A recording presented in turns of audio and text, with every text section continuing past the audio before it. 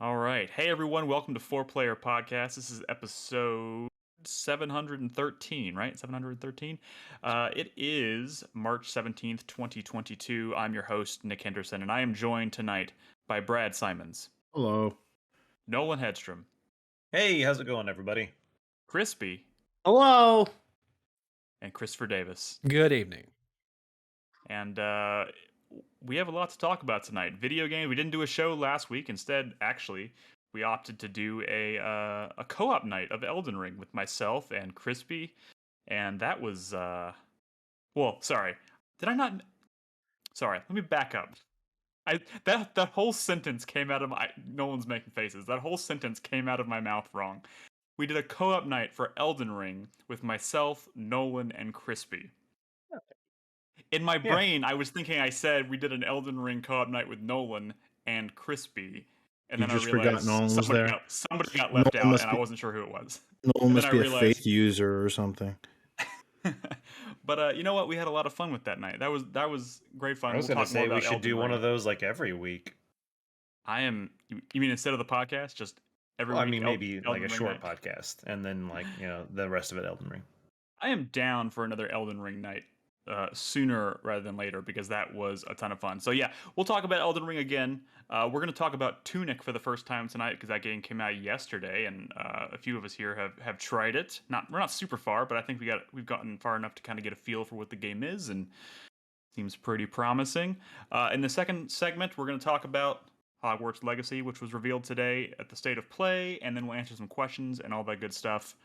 A little bit of housekeeping before we get too far. The Revival Club is Carlos this time, and no, there's that face again. Carlos, the game that he put together a nice poll. All right, he put together a good poll, but That's the debatable.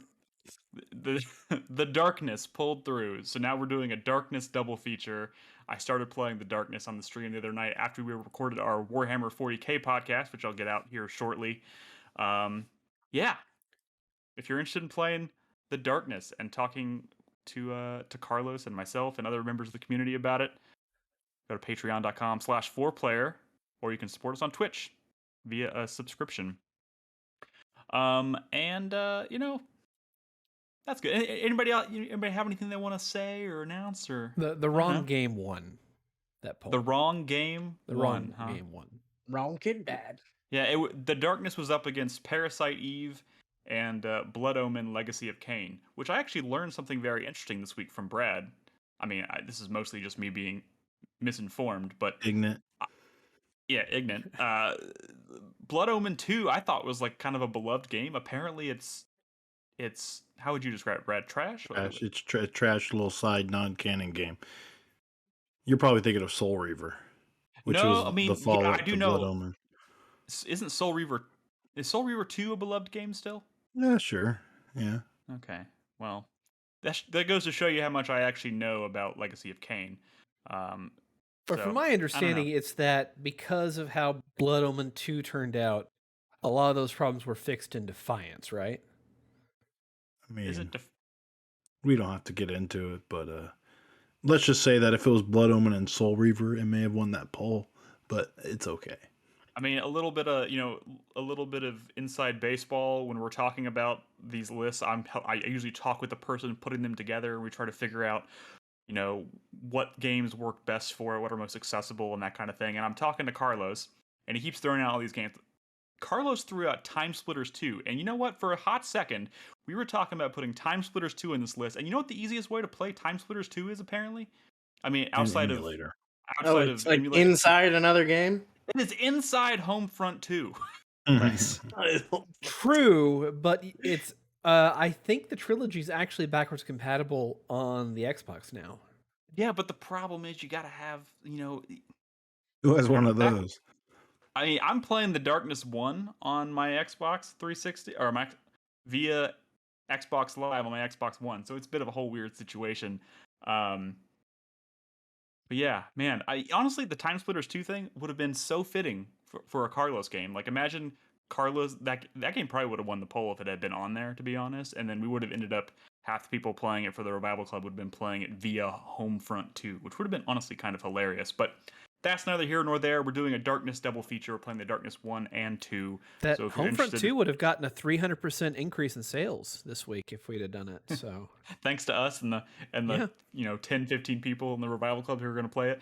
Yeah. Anyways, if you're interested in joining, be a part of the conversation, or even having an opportunity to put together your own poll, the next poll that we do after we get through the Darkness is going to be a randomly selected patron or Twitch subscriber.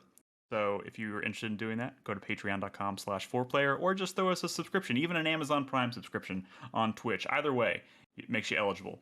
So anyways, enough about that. Let's get into it. We have stuff to talk about tonight. Let's start with the new stuff, because we talked on the last podcast, we talked about Elden Ring for like a damn near an hour, but we'll get to it. I want to start with Tunic tonight. It's only been out for like 24 hours at this point, maybe a little bit longer. And Nolan and myself played it. Did anyone else here have a chance to try it? no. It's on Game Pass though. I downloaded it. Oh, so No. strangely enough, it is on Game Pass. I got real excited when I found out it was on Game Pass. I installed this on Game Pass last night. It blue screened my computer every single time I tried to play it. So I then I switched to will say, Nick, I think the Game Pass version of the game is new. To my knowledge, it wasn't even announced that it was going to be on Game Pass until it just was there. But I know other people. And so I will weren't say, hold on, I having will that say that problem. I downloaded it today, this morning before work, and I booted it up and it worked fine. I was like, fantastic. After work, Yeah. I'm like, all right, here I go. I'm gonna play some Tunic. I boot it up and I get an error. I didn't blue screen my computer, but I got an error. Tried a bunch of things, nothing worked. Uninstalled the game, reinstalled it, and then it worked. Now, granted, I've not tried booting it up since then, but I wouldn't be surprised if it threw an error again. My assumption is just the Game Pass version of the game is having some issues. Yeah, so I actually did the reinstall thing twice, thinking that might fix my issue, and it didn't. So I switched to Steam. I went ahead and paid for it on Steam. It had zero issues. Runs like a dream. But anyways, that's neither here nor there. I'm sure that Game Pass thing is a pretty limited issue, and it's probably going to get resolved pretty quick. So that's neither here nor there. But A lot of the deals for Game Pass, they're usually they sign the paperwork just weeks before the game actually comes out. So odds are the Windows Game Pass version probably didn't even start development until then. But so how far are you in the game, Nick? I played about. Do you have the Tunic yet? Of it. I'm just kidding. I don't know if that's actually a thing. I have a sword and shield. So This guy. For a little, we've played this game a couple times. I think over the past. We played this at PAX in 2018. Well, considering we haven't been to PAX since like a year before 2017 even hit. No. Dude, we played this in like 2015 or something. This Back is a before it was pre-Henry game. Yeah. Before This it was was- called Tunic. This was back when the developer didn't have enough money for fucking chairs in their booth. Yeah. That's true. That is true. It was but called you know what? Secret Legend. You know what's Oh, funny? that's when, right, when that's you right. Was when it you really? install the game, it's still called like the application is still called Secret Legend or whatever it's called. Like it doesn't even say Tunic, which is crazy. But yeah, now it's called Tunic, much better name in my opinion. And it's a little charming. I think calling this like a charming isometric Zelda clone is selling it short. I think far because it's got a lot of other stuff going for it. Some unexpected things going for it. It's like Zelda Souls. Zelda Souls. I know Prince of the Universe is in chat, just waiting for us to compare it to Dark Souls, and he was talking about it in Discord the other day, and he was like, just when you get to the point where you realize it's Dark Souls, let me know. And I was like, and I've played it for like 2.5 hours, and I'm like, okay, I see the comparisons, but I don't know what specific moment he was waiting for. Maybe I just haven't gotten to it yet. Have you died in the game yet, Nick? Yeah, I died a couple times. In fact, I died in this footage. And then you literally leave like your soul basically, and you gotta go pick it up. You lose like $20, like because you're not collecting souls, you're collecting money, right? Well, okay. How much money do you collect in Elden Ring, Nick? Well, How much money do you collect? No, but think about it this way: like I have like $900 in this game, right? Mm-hmm. I died, it went down to like $850 or something. Okay. So I didn't lose all that money. Like, so it's not as punishing as a Souls game. Yeah, is what you're saying. not as punishing. But there are other aspects. You can go back and you can find your body and get that money back. And it is certainly in like Dark Souls in terms of kind of like how you have to approach combat, where you're locking onto enemies and like timing your dodge rolls and your attacks and using your blocking with your shield and stuff. So like that certainly seems Dark Soulsy, and the world design in and of itself seems very Dark Souls. In that like it's all kind of like it's isometric, but it's all. Let me say this. My favorite thing about this game so far is the sense of exploration that you get because I've had like 3 or 4 moments already where I find what would call what in Dork Souls you'd call it a shortcut, right? Like you would go around a path and you'd find a gate that would lead back to somewhere else, right? I found like 3 or 4 of those, but they're not gated. They are literally just pathways in the world that are hidden behind like bushes and like like clever camera angles. So like they were there the entire time. Like I found like a back entrance. I went through a dungeon and I came out the back entrance and it looped me back around to the kind of near the like the side of where I entered, and it was there the entire time, but I didn't know it because the camera angle and like these weird shaped bushes were there, so I just didn't see it. And there's like tons of that in this game. So like I don't even. There are doors that are locked, but there are also secret pathways everywhere that are there to just be stumbled upon, which I think is a really cool approach. Have you tried finger butthole? No, but I haven't tried that in Elden Ring either. So okay. To be fair. So one thing I will note is watching the footage that's going on right now, if you're watching us live on twitch.tv/4Player podcast. I love the old school like artwork that you would normally get when you get a game.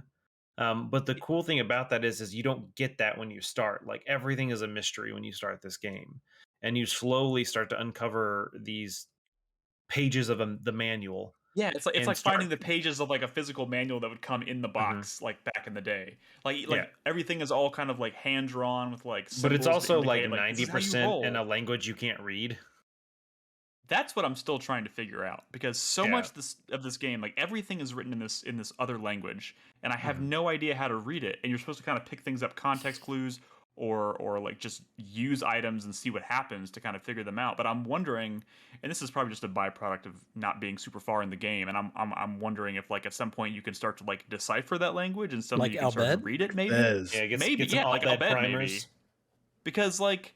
It seems there's so much of it. It's so prevalent in the game, and I can't wait for the limited run version of this game that comes with the actual physical version of this manual. You know what's gonna happen. Oh man! Well, here's the thing: like, I would buy the manual, quote unquote, is kind of like replacing the world map. Like you're unlocking parts of the world map, but they just get added to this instruction manual, like there are pages in it.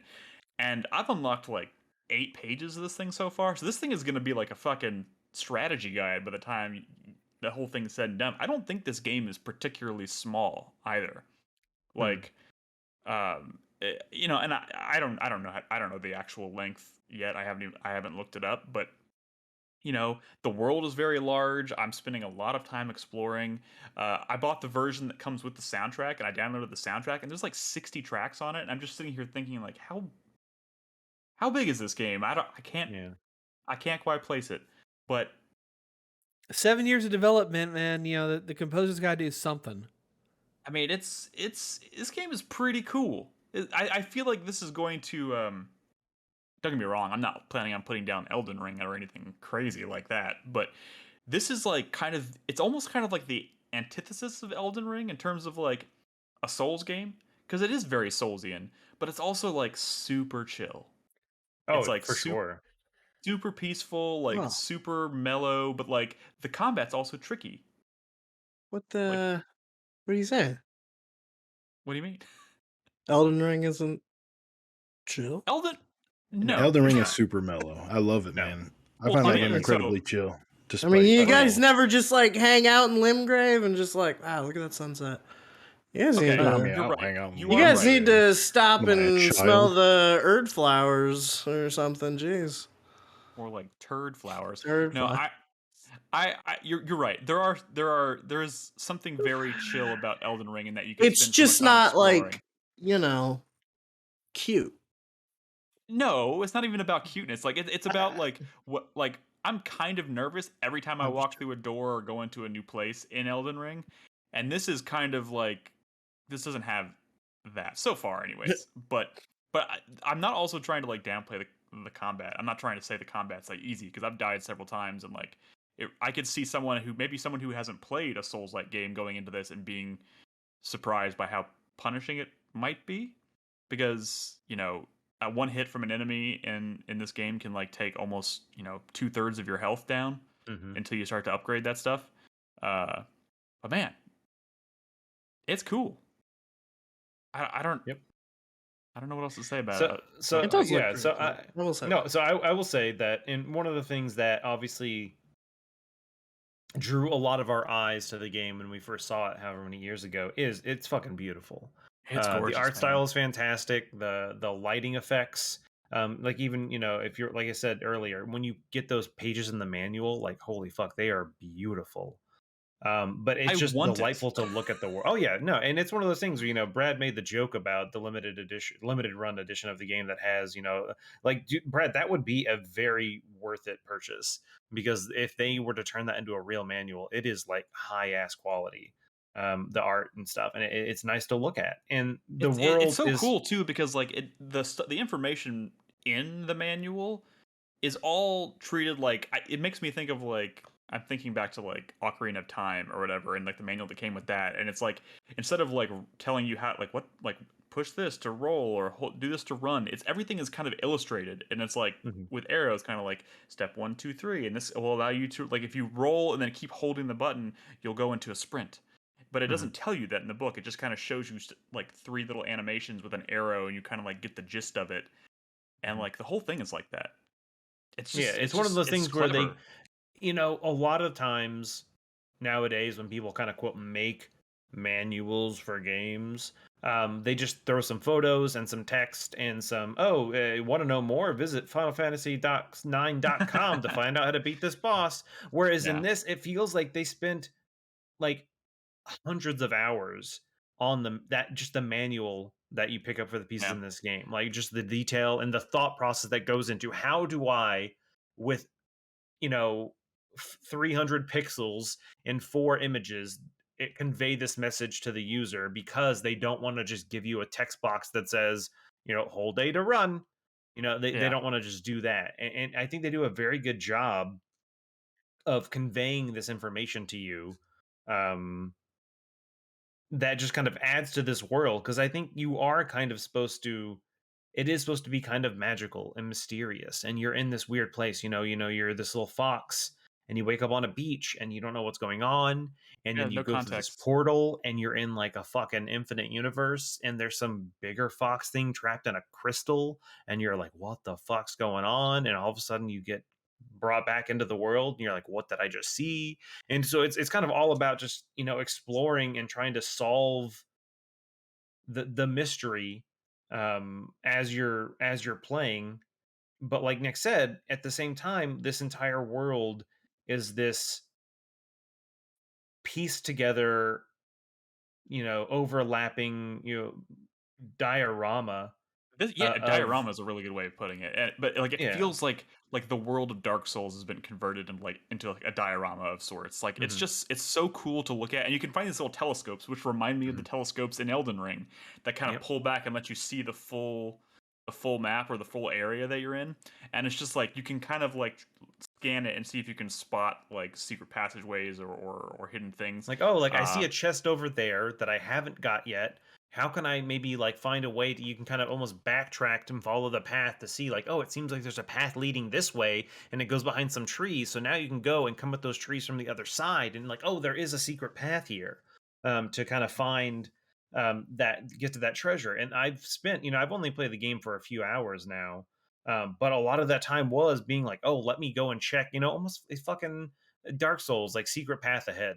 me just kind of hitting random bushes and trying to go behind trees to find stuff because it leads down a path where I get some item. And the thing is, the item, I get it and it has this weird text, and I don't know what that weird text means. And like, I'm now like, okay, what the fuck do I do with this? It kind of seems like a bomb. Should I use it? Like, how do I use it? So much of what I've like items that I've learned have just come from me like, all right, I don't know what's gonna happen. I'm just gonna throw this and see Here we what go. happens. Now there was one that I was like, well, this is clearly something that's gonna help me in combat, and I use it, and he just throws it on the ground and erupts into like some coins. I'm like, well, fuck, that didn't help me. Great, I got some money, but now I'm like fucked in combat because I thought this was gonna hurt the enemies. Yeah, I don't know. It's super cool so far. And Brad had said something in Discord the other day, and I thought it was an interesting point. For me personally, this feels to some extent to me like Death's Door, which came out last year. I think it's doing certain things noticeably better than Death's Door, even though I did love that game. But he also was like, "Is this going to be a Hob?" He specifically name dropped Hob. Which is another game that's very much like in the same vein as this, the same vein as Death's Door, which was also interesting and well designed and had a lot in common with this. But something about that game, like I tried playing that game twice, and as much as I was enjoying it from moment to moment, it never stuck. Like eventually I stopped playing. I would make the argument, Nick, because I'm someone who put down Hob, that I never fell in love with Hob. From the moment I picked it up, boring. I was like, when is this gonna get good? That is not the case with Tunic. Now, granted, Tunic, I didn't fall in love with it in the first 10 seconds. It took me, but like as soon as I started playing, I'm like, oh, now I have that itch. I do want to. There's a door that needs a key. I want to find that key. Oh, there's a treasure chest I can see. How do I get that? I feel the urge and the drive to want to solve these puzzles. Where in Hob, like I don't know what it is about that game, and unfortunately, it's kind of trying to figure out it's far removed from my mind that I can't remember. It's mad boring. Yes, it was boring. But Brad, what I'm saying is I can't right now off the top of my head think of why it was and what you could have done to change it. Maybe if you would have asked me like a year ago, I probably could have said that. But right now, the thing about Hob for me was how I want to play it right now. Is the thing how tangible it felt. Like the world felt like it was very satisfying moving things around and solving puzzles in the world, and everything kind of felt interconnected to me in an interesting way. But everything around that didn't grab my attention. This seems to me kind of like maybe the whole package. It has all of that like interconnectedness. It has that like tangible feeling to it, that physicality to the world, but it's also just like super charming and intriguing, and like I don't know. This like it also to an extent works. It feels kind of Metroidvania-esque in the sense that I definitely have encountered areas where it's like I know there's a way to either cross this path or do something with this, but I don't know how to do it yet. But I know that eventually I'm going to get some ability or some item or something that will lead me back here. Like Nick, have you figured out those like hook things yet? No. There's exactly, that's what I'm saying. Like I've encountered these multiple of these giant kind of like almost like rock pedestals with a big hook sticking out of them, and I'm like, I know at some point this is going to do or mean something, or I'm going to interact with this, but I don't have the ability to do it yet. But like I'm taking mental notes of like, oh, there's like this thing here, I need to come back here later when I have whatever I'm going to get to help me interact with it. Your hand-drawn map that's in the guide will make notes of things, I think, like little doors and whatnot that you found. It'll just kind of fill it in automatically. It doesn't tell you it's doing that, but I noticed when I went back into it, there were things that I had gone by that had little markings next to them. So I don't know, it seems smart in its design. So very much looking forward to playing more of this. I think it's going to be a very nice companion game to Did you go into the windmill, Nick? Yes, I did. I got fucking freaked out when I went in there the first time. Yeah, it's what's in the windmill? There's like a big giant what's in the box. Big giant skeleton. Like it's one of the it's an area that when you go into it, you think you're going into a building, but you end up in one of those like a void. Door is a monster's mouth. Yeah. And then like this giant skeleton thing came out of the ground, and I was like, nope, and I ran out. I went into this place called the Dark Dungeon, and like I walk in and I walk through a door and it's just pitch black, and I was like, what the shit? So I saw I could hear enemies moving around, so I'm gonna come back, and I left, did some exploring, and then about 10 minutes later, I found a fucking lantern that's just like automatically ignite like lights when you go into like dark spaces. And all of a sudden, I was like, oh shit! Went back to the dark temple, and I was able to navigate that place. And it's just, I don't know, it's good, good. It's got meat to it. I have a question. Yes. There's telescopes in Elden Ring? Yes, there are telescopes in Elden Ring. It literally just zooms out, and you're like 100 feet up in the air. They're called bird's eye telescopes. Yeah. They're just in the world? Are they in towers? If you've seen it on a map, just go to where it is on the map, and you can just interact with it. Oh shit! Yeah. The most noticeable, the easiest one to kind of when you're in that kind of like in the canyon, kind of where like the big lobster monster is, and there's like that like rundown like city with like a church or whatever, like in the water. There somewhere over there next to like one of those little like wells. Well, it's marked on the map. It's marked on the map. I just keep forgetting to go check that out. I guess. I mean, yeah, it just gives you a bird's eye view of what's around you. That's cool though. Which is am I switching over to the footage for Elden Ring now? We are switching to Elden Ring. Switch gears. But you know what? Let me just finish this by saying good transition. Let me just finish this by saying Tunic is dope. Don't sleep on Tunic. I think it's gonna be great. Anyways, Elden Ring's pretty cool, right? Pretty good game. It is. Yeah, I like it. Chris Davis has been playing a lot more of it lately. I don't want to talk about how much time I put into it, but I'm really enjoying it.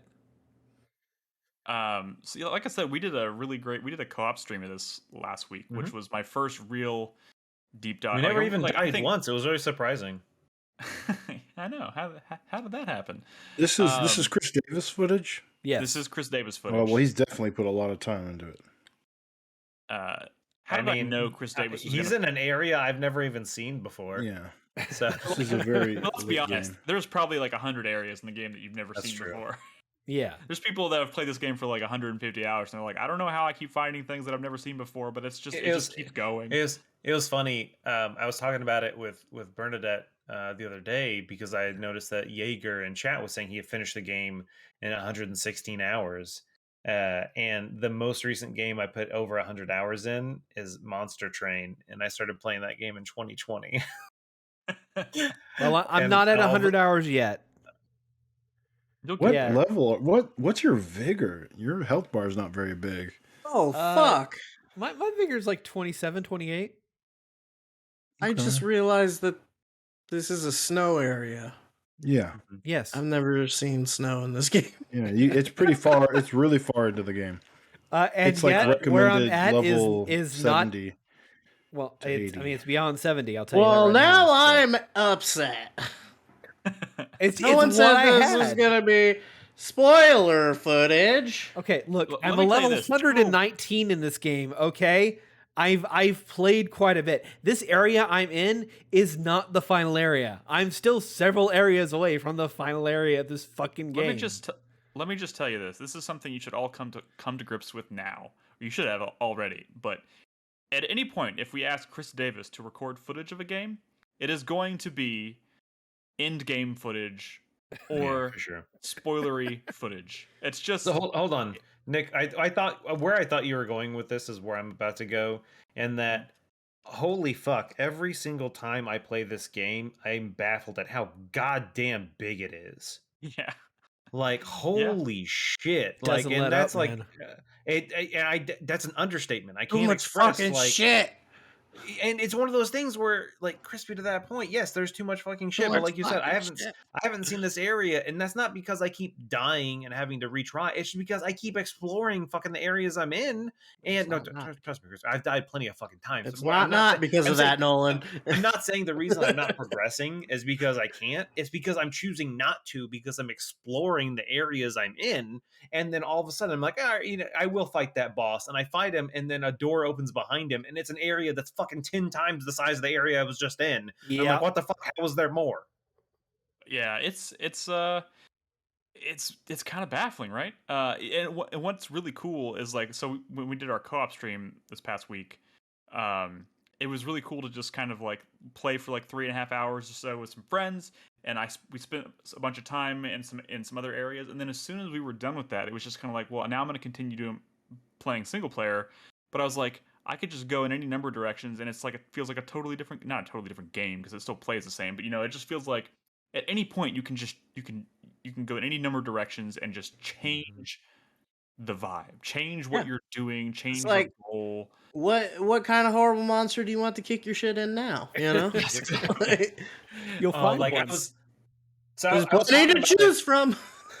I was talking about it yesterday. One of my coworkers plays the game, and he actually just beat it, and I was like, "Holy fuck, how did you just beat it?" But then I was telling him, like, it's funny just because there was a recent dungeon that I went in, and I beat the like one of those kind of side dungeons, and I beat the boss on my first try, and I was like, yes, fucking nailed it. And then I find a knight in the open world, like a nameless knight, and he kills me like 10 times in a row. And I was just like, oh, you don't even have a name.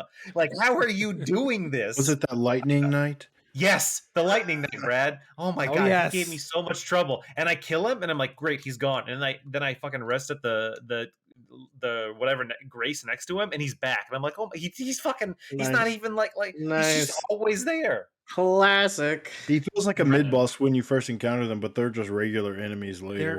It's like, for example, the footage that we're watching right now. Chris Davis is fighting two of these fucking tree dudes that the three of us spent like. Oh no! It starts out as one, and its health bar gets halfway, and it splits into two. Of course, because of course it does. You know what's great? There is a we were effusive about Elden Ring last time we talked about it. This is our war stories chance, right?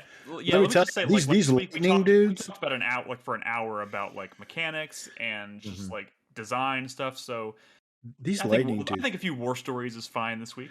There's the bonfire site of grace in Lindell in the capital. Like, I think it's the balcony or something, where if you go down the stairs, there's like 3 of those lightning knights, or one of them's an archer.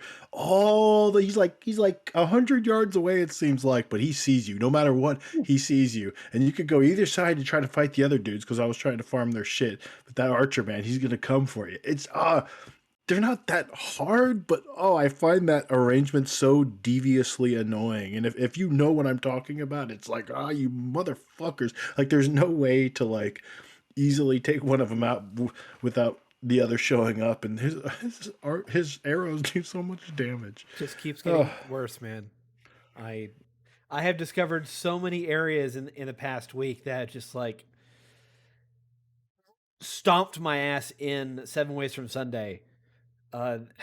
Even just like fucking running around fucking Caelid, okay? Fuck that entire region. Well, it is designed structurally to be like easily entered, okay? But it's like 40 levels above where you're supposed to be in fucking Limgrave.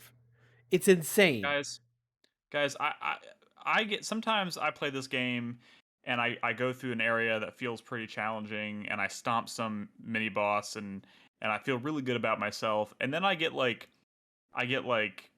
just like there's a secret like a spring attack from like one of those like small like little like monkey dudes, the dudes that look like they're from The Mummy Returns. You know what I'm talking about? Hide in the bushes and they come running at you. Oh yeah. The shrunken heads, those things. And then one of those things just annihilates me, and I just lose all confidence in myself as an Elden Ring player.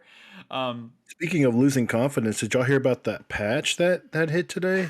Here we go. Where they just buff sorceries across the board. Right? Fuck yeah! So hey, Chris Davis, what build are you running here? What build are you running? I am mainly an Intellistrength. Intellistrength. I don't like the way you said that. He said it so matter-of-factly. Like, I don't like that. I mean, I'm like 41 or 42 intelligence and like 38 or 39 strength. Well, you're not really using a strength weapon. I wonder why you have so much. Well, what I'm doing, I prioritize intelligence, because what I do is I take my sword that I have buffed to a level 23, and then I apply like either cold or magic to it, so I get that extra hit of magic or cold frost burst, which really, because I like using the frost burst, because when you trigger it, it stuns any animation the enemy's in, and you get that really nice blast of damage on it. Frost burst? I'm sorry? Frost burst? You don't mean Hoarfrost Stomp, right? Hey, no. Did you Did you hear about the patch where they buffed sorceries across the board and bleed Fuck yeah. weapons because no one were using either of those things? Well, they fixed the scaling on bleed weapons, but let me tell you, they nerfed. Hold on, Brett. Can I strength weapons.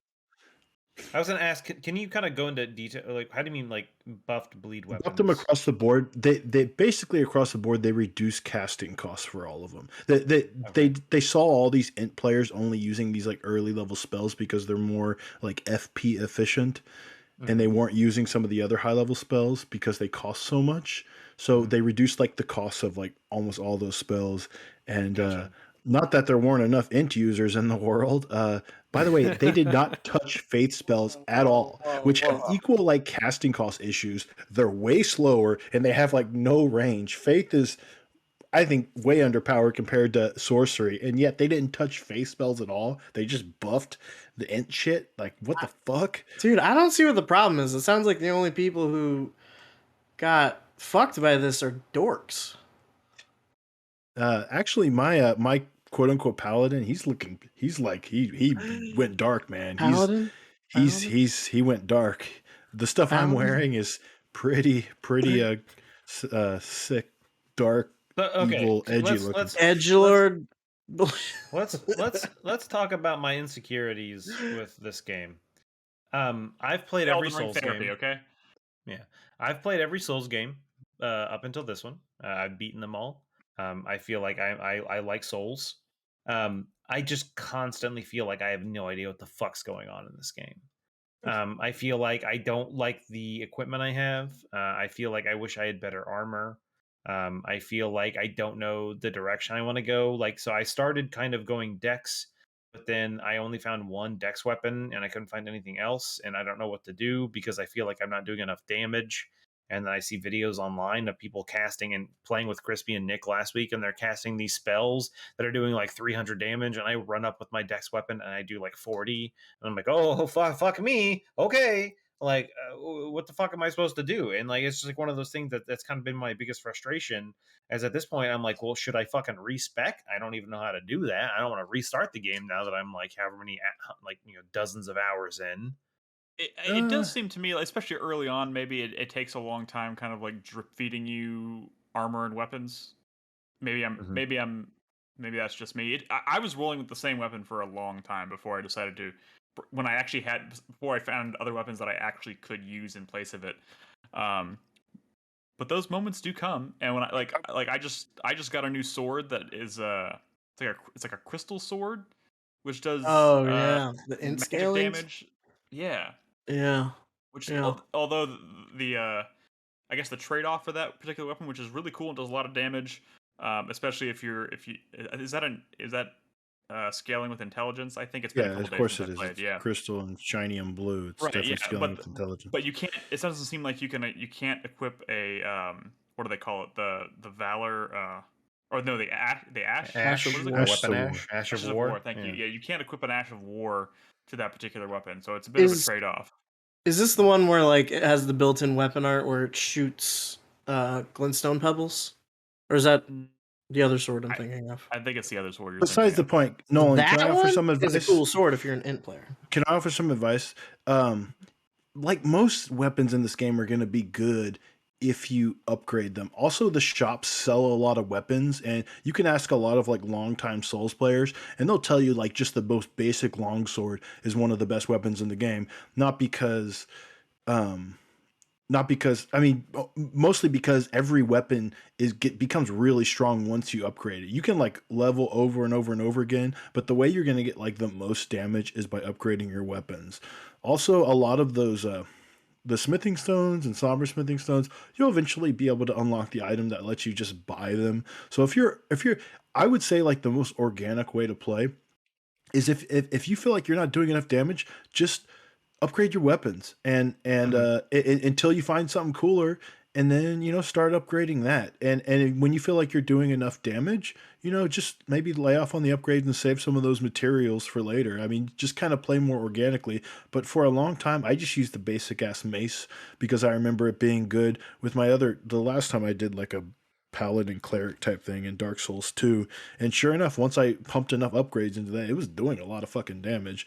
Also, the Ashes of War, you probably been picking them up like a lot of Ashes of War, right? They're so good. They're interchangeable. So just find one you like and it's kind of a weird I think you're muted. I think you're muted, Nolan. Oh wait, he's talking. Okay.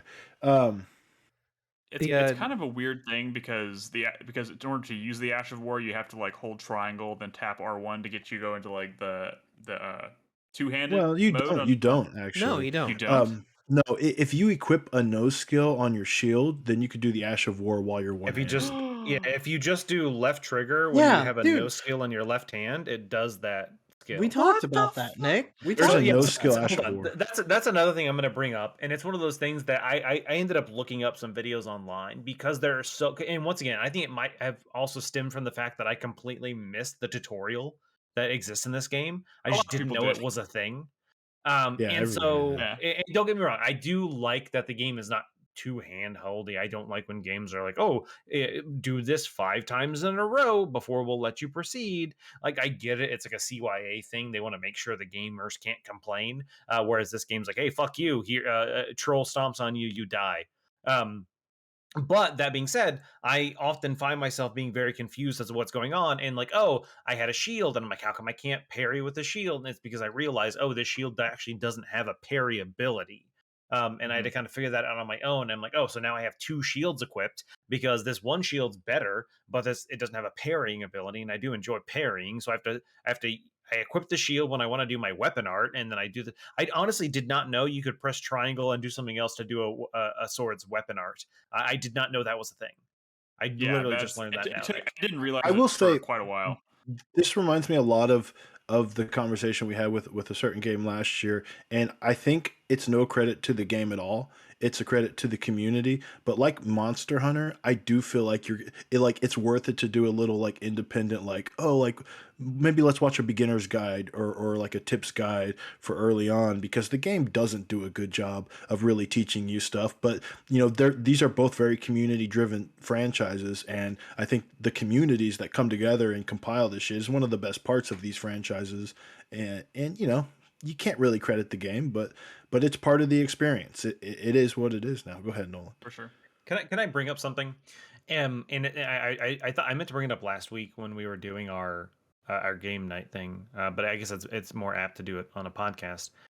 2 weeks ago, I think one of the community questions was about accessibility options in games and easy modes and stuff like that. Yeah. And we kind of, we kind of, I think, landed on the fact that this game doesn't technically need an easy mode. But honestly, something I think that would help more than fucking an easy mode is giving you a Bayonetta style loading area where you can just fight monsters. Because there's so many times where, once again, like for example, that lightning night, I fucking was having so much trouble, but the problem is I fail. I mess up my timing, and now I gotta wait for it to load, and then I gotta travel back over there. And I think giving you like an arena where you can just practice on enemies, and you can limit it into it to an extent. You can say, hey, you can't practice on any enemy, especially if you've never seen them before. Maybe you've had to have died to them before. Maybe don't let you practice on bosses. Because that's obviously a different story. Any enemy that doesn't respawn, you shouldn't be able to practice against. But I think giving you just any enemy that anytime I rest at a site of grace, I should be able to practice against them, maybe in a way where I have infinite health. So even if they do land a blow on me, I'm like, fuck, I messed up. But I can still... What's up? That kind of sort of exists. You probably bypassed it when you first started the game, but there is a tutorial tunnel. That's not what he's referring to. No, I understand. I'm just saying that those enemies infinitely respawn, so you could replay it over and over and over and over again. Every enemy infinitely respawns. But what I'm talking about, Chris Davis, is loading into a void, like a Bayonetta 2 loading area, where it is just me against an enemy, and I have infinite health, and I can just keep fighting them. Or if I die, quote, I can immediately be right there. I don't have any consequences for dying, but it gives me the ability to practice against an enemy. I'm saying that, in my opinion, is how you could give this game a, quote, easy mode, where it's like, I'm having so much trouble. Like, since I am going yeah, since I am going sword and shield, or at least dagger and shield, or some sort of combination, I am parrying a lot, but the timing is so fucking frustrating. And it's so fucking frustrating when you mess up that timing, because sometimes enemies in this game, they hold their swing a little too long. And I've now done my fucking parry animation. And when you do a parry, you don't have a second to respond. You fucking are locked out for like 2.5 seconds. And the enemy just whacks you and kills you. So what I'm saying is, having an ability to just kind of get that practice in and learn enemy timings with 0 consequences, I think would really let people. Here's the thing: you don't have to do it if you don't want to. That's what I'm saying. I'm saying giving someone the ability to do that. Easy mode is you don't have to use it, and people still get upset about it. But that's people well, getting upset about it. They had various stupid, easy difficulty options in the game before today. One was called Hoarfrost Stomp. One was called Mimic Tear. One was called Bloody Slash, and then they killed all those. So you can't rely on them anymore. You had to kind of like Hoarfrost Stomp was so broken, and you can get the weapon that has it like by default so early in the game. Speedrunners were doing ridiculous shit. What weapon has it? Like the little frost axe or whatever. And you eventually find the Ashes of War. It was so broken. The thing is, I love these games, but I hate being stuck on bosses, right? Like if I fight a boss 10 times, I'm like, look, I want to go explore the world. Fuck this boss. So I would bust out Hoarfrost Stomp in those situations, and it's like absurd. It doesn't matter what my build. It's primarily a dex weapon, but it didn't matter because the Ash of War was so fucking broken that I could just like destroy anything without even trying. And you know what? If it got me back out into the world, I don't care. Like, I've never heard of Hoarfrost Stomp. I don't know what that weapon is. I know. I don't get me wrong. I'm not like, oh, you can't look up things in a Souls games. I definitely look shit up. But it's one of those things where it's like, I look up like, hey, I'm kind of going dex. What is an early dex weapon that I fucking walk past clearly because I don't have a good one that I walked past that you can quickly point me to? And someone's like, oh, there's an Uchigatana in this cave. And I'm like, what the fuck? I fucking beat the boss in that area. What do you mean there's an Uchigatana in there? Really, I completely missed it. Catacombs have a lot of tricky hidden shit. But that's what I'm saying, is it's like one of those things where it's like, I don't know. How many? Do you play with messages? 500. Do you play with messages? Yeah. I read messages all the time, dude. Honestly, one of the reasons I beat one of the bosses I fought first try was because at the entrance to the boss area, someone was like, try piercing. And I was like, oh shit, I have a piercing sword. And I didn't realize, because I just recently gotten that sword, that the right trigger was a slash and the right bumper was a pierce. And I was doing the slashes. I'm like, this fucking doesn't do anything. And then I tried to pierce, and I was like, holy fuck, I did like 4 times as much damage as my heavy attack with a light attack. And that's when I realized that, oh, that's what they meant by piercing. And I fucking just a couple of pokes, and I fucking killed him. Yeah, I went back and I upvoted that guy's message. I was like, dude, fucking thank you. I hope you were playing right now, and I hope I gave you health during a boss fight where you were about to die. Because I am so fucking. When you upvote somebody, you give them health? Yes, they get health. Yeah. I'm gonna be honest. Nick, leave messages all the time. That's why I have never upvoted a single message. Why do you keep seeing messages everywhere that say no hidden path, but praise the message? It's because they want to get health. Because fuck you. I don't praise those people. If anybody says praise the message, I rate their message poor, and I hope it takes away health. He asked to speak to their manager. I love the dichotomy here of Nolan saying praise messages and Crispy just yelling, don't do it, just simultaneously. It's fantastic. Yeah, I've never left a message in this game or any Souls games ever. Nick, I've left like 5 or 6 for like things I think are useful. Messages is behold tree and then the point up animation, and it's because I happen to be in some tower where when you come out and you take a right, you can see the whatever the Erd tree, whatever that big tree is, and it looks beautiful. So I did it, and that's one of my most upvoted messages. Yeah, well, whatever that big tree is, Nolan. Like what are we even doing here, Nolan? What the fuck are we talking about here? I don't know. Oh my god, it's like you don't even care about restoring the Golden Order, Nolan. Every time I encounter an NPC, they're like, oh, Tarnished, I need you to go to this. Tarnished. And I'm like, what the fuck did he just whisper to me? I didn't hear half of what he said. Oh, blasphemer. Everybody calm down for a second. The latest patch added NPCs to your map. Yes, thank goodness. Which is like a huge quality of life thing. Yeah. Oh my god, I'll take that. Thank you. So one thing I've noticed, switching gears for a second. Don't like it. And I'm wondering if this is more of just a kind of a general question, because this game has now sold 12 million copies. It appears to be the most successful Souls game from software game ever released. It seems to be, for whatever reason, appealing to a more mainstream audience, I guess, which is great.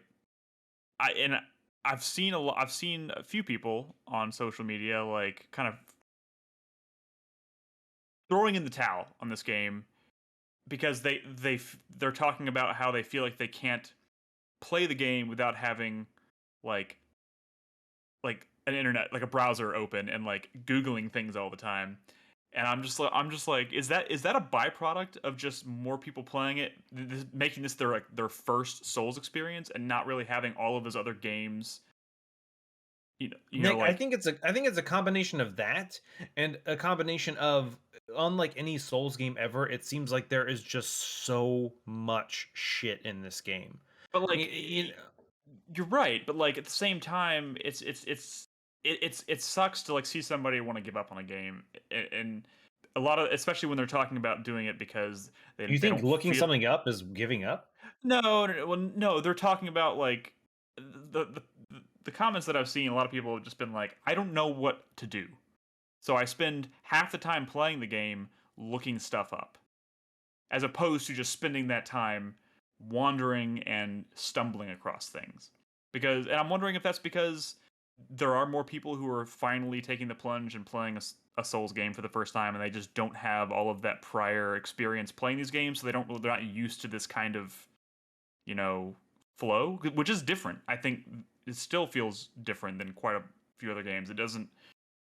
I mean, honestly, I'm surprised this game even has those the sites of grace with the little, what do you call it? The thing that's like wisping off in a certain direction to kind of point you where you're going. Mm-hmm. I'm surprised it even has that. But like, which, can I ask a question about that while we're on it?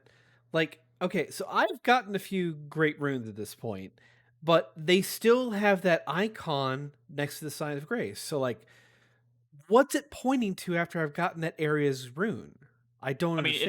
It's always supposed to be, I think, pointing in the direction of the next thing to do to like move the story, like the story along. I think it's just like, pointing to the legacy dungeons in that area. Was it? I always thought they pointed to other sites of grace. Apparently, we all have different ideas of what these things do. We better go on the internet and look it the fuck up. Oh my god! Look everything up. There's like those towers that have like riddles. I haven't figured out a single one. I don't really understand how those work. So Turtles. I just haven't gone in there. I don't even know what's in them. Bombader says points to the boss of the area, but what do they know? I mean, when I've cleared out that area, they know what they're talking about. When I have cleared out that area, like it should go away, right? Technology immediately follows that up and says it definitely points to other sites of grace, and that doesn't make any sense to me either, because there's tons of sites of grace. Like, I don't understand. No offense, Bombader. I'm sure you're a lovely person, but so hold on. How well do you know? I don't know how accurate this is, but I just kind of Googled out of curiosity, Nick. It seems like there's around like 150, maybe a little more weapons in Dark Souls 3. In Elden Ring, there's over 300. I believe it. And I'm just saying, like, there's just like so much in this game that I'm like, okay, I picked up this new weapon. It seems cool, but I don't have enough intelligence to use it. Should I put more into intelligence? But this other weapon I found also, I need to put strength. And so it's this constant battle of, I honestly, I just need 99 points in every skill. That's the only way I'm going to succeed in this game, because I can't fucking use anything I want to fucking use, because every time I find something I want to use, I don't have the ability to use it. It forces you to make tough decisions. No, just stick to something. Upgrade your weapons, and don't forget vigor. And once you beat the second story boss, you'll get the option to respec anyways. And a lot of people do that as they go. But as long as you're investing in like stats that keep you alive, and occasionally your damage stat, you're gonna be fine. Yeah. But you have to upgrade those weapons, man. That's like so much of your damage comes from that. My thing, Brad, is I feel like I upgrade a weapon and I put as many fucking stones as I can into it and souls, and then I find another weapon that has like 4 less points in it than the one I just upgraded, and I'm like, fuck, I spent all these stones and I could have just saved them to fucking upgrade this other weapon and all these souls, and I feel like I just like wasted a bunch of time and effort. It feels like that at first until you can start buying the stones, which that's the kind of thing where I would say, hey, look that shit up. Also, did y'all know that you can see all the mines on the map? There's I don't know what that means. Oh yeah, you can see a lot of the entrances, mines that have your upgrade materials, and I think all of them. Most of the bells that you need to turn in to actually get them to sell the upgrade materials at the store. You can like see those spots on the map. They're like little dark spots surrounded in orange. And that's signifying that there's a mine there. Yeah. So look for those because that's where you're going to get your upgrade materials. There are mines? Yeah, there's like dungeons that have. That's where you like ore, with the upgrade you'll have like materials and enemies stuff. that are like picking at the wall and tink tink tink. Also, and did go you around. know? Hang on, Something did you guys know that those guys who have like damage resistance, if you just take a torch and hit them with it, like they blow up? What the fuck? There's several of them that do that. Yeah, if you just hit them with fire, they explode. There's no way Nick hasn't been into a mine. He's just confused. Many times. I may have been into a mine, but I've never found. You know how there's like catacombs? A mine is another type of little underground dungeon that you find very frequently, where that has like dudes like mining for materials, where you're picking them up and they're smithing stones. You find them everywhere. Yeah, and a You lot can of see those those places on the map. a lot of those enemies in there. Do you remember the other day? Hold on, real quick, Chris Davis. Do you remember the other day when we were fighting that boss and we beat him the first try? I'm just kidding. Yeah. I kept dying to him. That one. If you go just south of where he is, there's an entrance to one of the mines. Nick, you've upgraded your weapon. You had to have been in a mine. I mean, I found necessarily. smithing stones other there's places. smithing stones around the world. Yeah, you can get them in other places. Not They just don't the mines. necessarily call them mines; they call them tunnels. I haven't found a tunnel either. No. This is great podcast here. Let's move on. To what Nolan was talking about earlier with like just how much variety there is with weapons and armor and everything you get in this game. One of my personal complaints, and this could be an easy QL fix for FromSoft, is that I am so often in combat, and it'll pop up blatantly blocking my character on screen saying, you've got this new material or thing like that, even though I've picked it up like 30 or 40 times. And I have just become so trained to just remove that dialogue box so I can get back into combat because everything is coming for my life, that I suddenly realized, oh my God, I don't know what that was. And then I had to spend another 2 or 3 minutes going through my inventory after the combat's finally finished. No, you to don't. go and find out what it is. You don't. You don't. I don't. First of all, after that pop-up goes away, it appears on your screen in the bottom right, so you can see what it is. Also, if you go to your inventory and click the left stick, you can sort by most recently picked up items. Oh my God! I'll show you everything you've picked up in the game in the order you picked it up. What the fuck? What the fuck? Why are you guys so stupid? Why don't you know this stuff? No. It literally says that on the screen at the bottom. It's just no one ever reads the button prompts. Everybody is having epiphanies in this episode. It literally says overwhelmed by the fucking 48 weapons I just picked up that I don't see the fucking icon down there. You want to know another trick? You know how when you have all these like rune souls where you eat them so you get the currency or whatever, right? If you click the right stick, it makes the right screen go away, so you don't have to exit your inventory when you're eating all of those. Which is also useful if you're just trying to like the inventory up, so you can eat all your souls. I just sell those to like people at like dealers. You could sell it. Literally is the same amount. Sell them in bulk. That's also useful if you're trying to like look at different pieces of armor for fashion. Yeah. 97 fucking hours in this game, and I did not know that about sorting. Oh my God, you guys are so stupid. There's a lot of weird. I recommend looking up I don't even know what you call it, like there's a lot of little if things you just type in like things you didn't know in Elden Ring, there's like 1,000 videos, and each one of them will give you 5 to 10 of these little tidbits that'll like most of these videos I've watched have at least 3 things that make me go, what the fuck? Like, you know how you press down on the D-pad to cycle through your items in your belt? If you hold down, it'll default to the one in the first position, which is your healing flask. I did know that one. Whoa. What Carlos just said in chat, holding down pulls up your heals instead of having to scroll for it? That's what Brad just said. I'm sorry. Yeah, there's a lot of little things like that. There's videos about the little things. Holding down brings up whatever's in the first slot. What's in the first? That's your slot, heals. Yes. Then that's your heals. Which is typically your flask, unless you. Did you know you have these stones in your inventory called rainbow stones? I think there's another kind that if you go to like a cliff and you drop them, it'll when they shatter, that means you're gonna die. And if they don't shatter and they land, you're not gonna die. We did that. We did that during our. Crispy showed us. Really? Yeah, it's cool. There's so many little things like that. It's so. Let me just. I just need someone. Ridiculous. I had such a good time playing this game co-op last week. It was just like it took like the whole co-op experience from like a typical Dark Souls game to like a whole new level. Just like we just ran around the world all day together.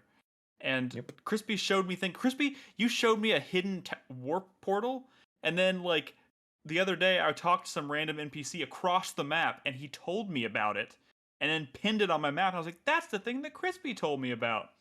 Cool. Who needs NPCs? When you got maybe Crispy. I'm an NPC.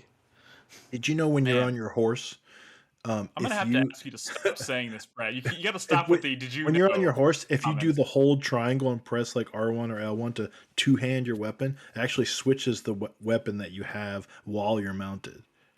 So I did not.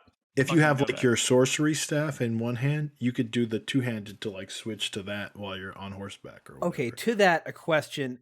I always have like a bow equipped, but I can't use it on a horse, and I don't understand why. Well, you might be able to.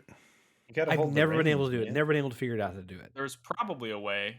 I don't know what it is. All right, we probably need to move on. So the footage has looped over twice. So we've played a lot of Elden Ring. And last week I recorded 45 minutes of footage. Yeah, how long was your footage? How long was your footage, Chris Davis? 14 minutes. 14 minutes and 30 seconds. Oh my god! You thought we were only going to talk for 14 minutes about Elden Ring? Okay, no, I was told to record this at 7:05, so I only had so much time. Oh, okay. Sure. Then he asked me if 14 minutes was enough, and I said, "Sure." No. So that was my bad. All right, let's take a break. When we come back, we're going to talk a little bit about the reveal of Hogwarts Legacy, and then we're going to answer some questions, and we'll wrap up with the 4-player minute. So if you're watching us live, don't go anywhere. We'll be right back.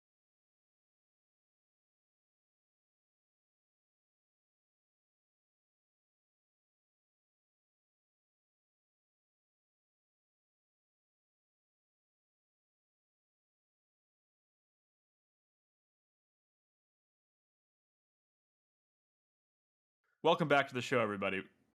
We're going to talk about Hogwarts Legacy in just a second, but I just want to point out, Brad, I believe last week or last time you were on the show, you were like 11 o'clock, hard stop for me, right? And then we finished before 11, and then we still stuck around and did one of those stupid ranking things. Last time?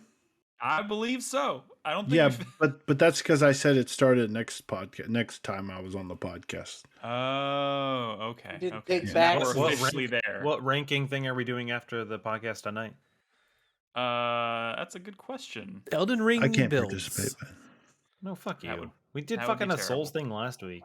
Yeah, we can't do another Souls thing. Anyways, we'll figure it out. Anyways, let's get into it. I want to talk a little bit about Hogwarts Legacy, which was revealed today as part of Sony's State of Play. I thought it was kind of strange that it was part of a State of Play, considering it's not a Sony exclusive, but whatever. They probably have some deal.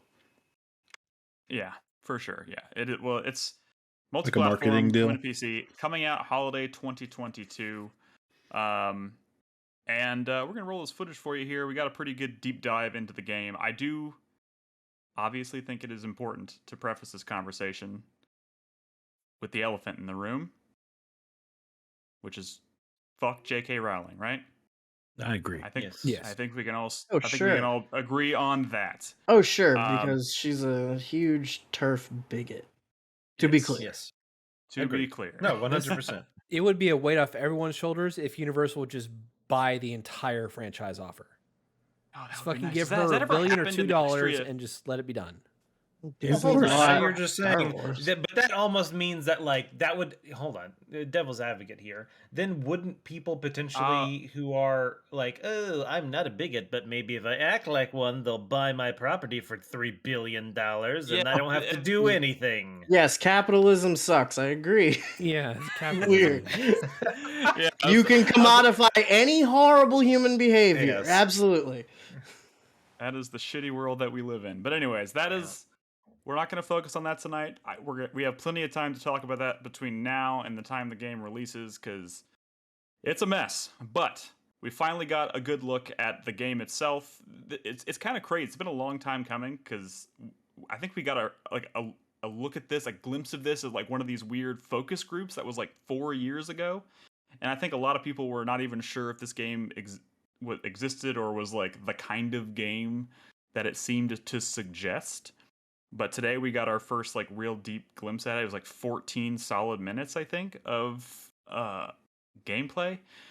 Jumping around, obviously, like showing off different aspects of it. And I just wanted to get y'all's initial reactions to it. I mean, I will preface this by saying, obviously, first and foremost, I'm a pretty big Harry Potter fan. So pretty excited for this as a project. I'll start.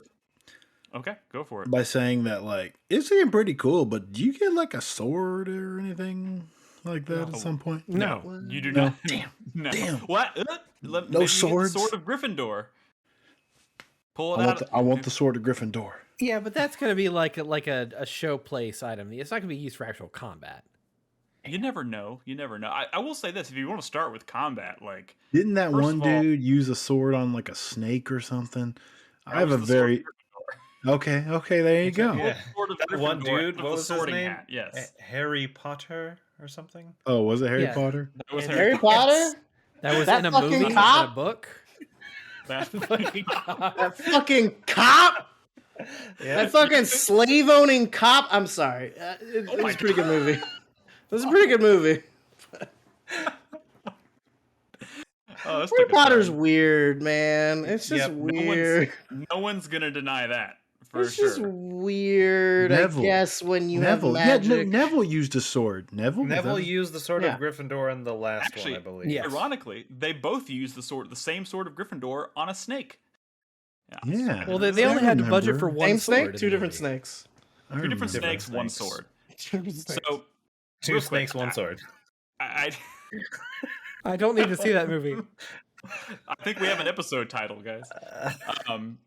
So I think first and foremost, right out of the gate, I do want to stress that this is a project that is Harry Potter, obviously, but like it takes place in the 1800s. Like Harry Potter as a character is not really related, as far as I know, is not involved in the story of this game. So it's a bit of a 100-something years before he's born, so I would assume. Exactly. Yeah.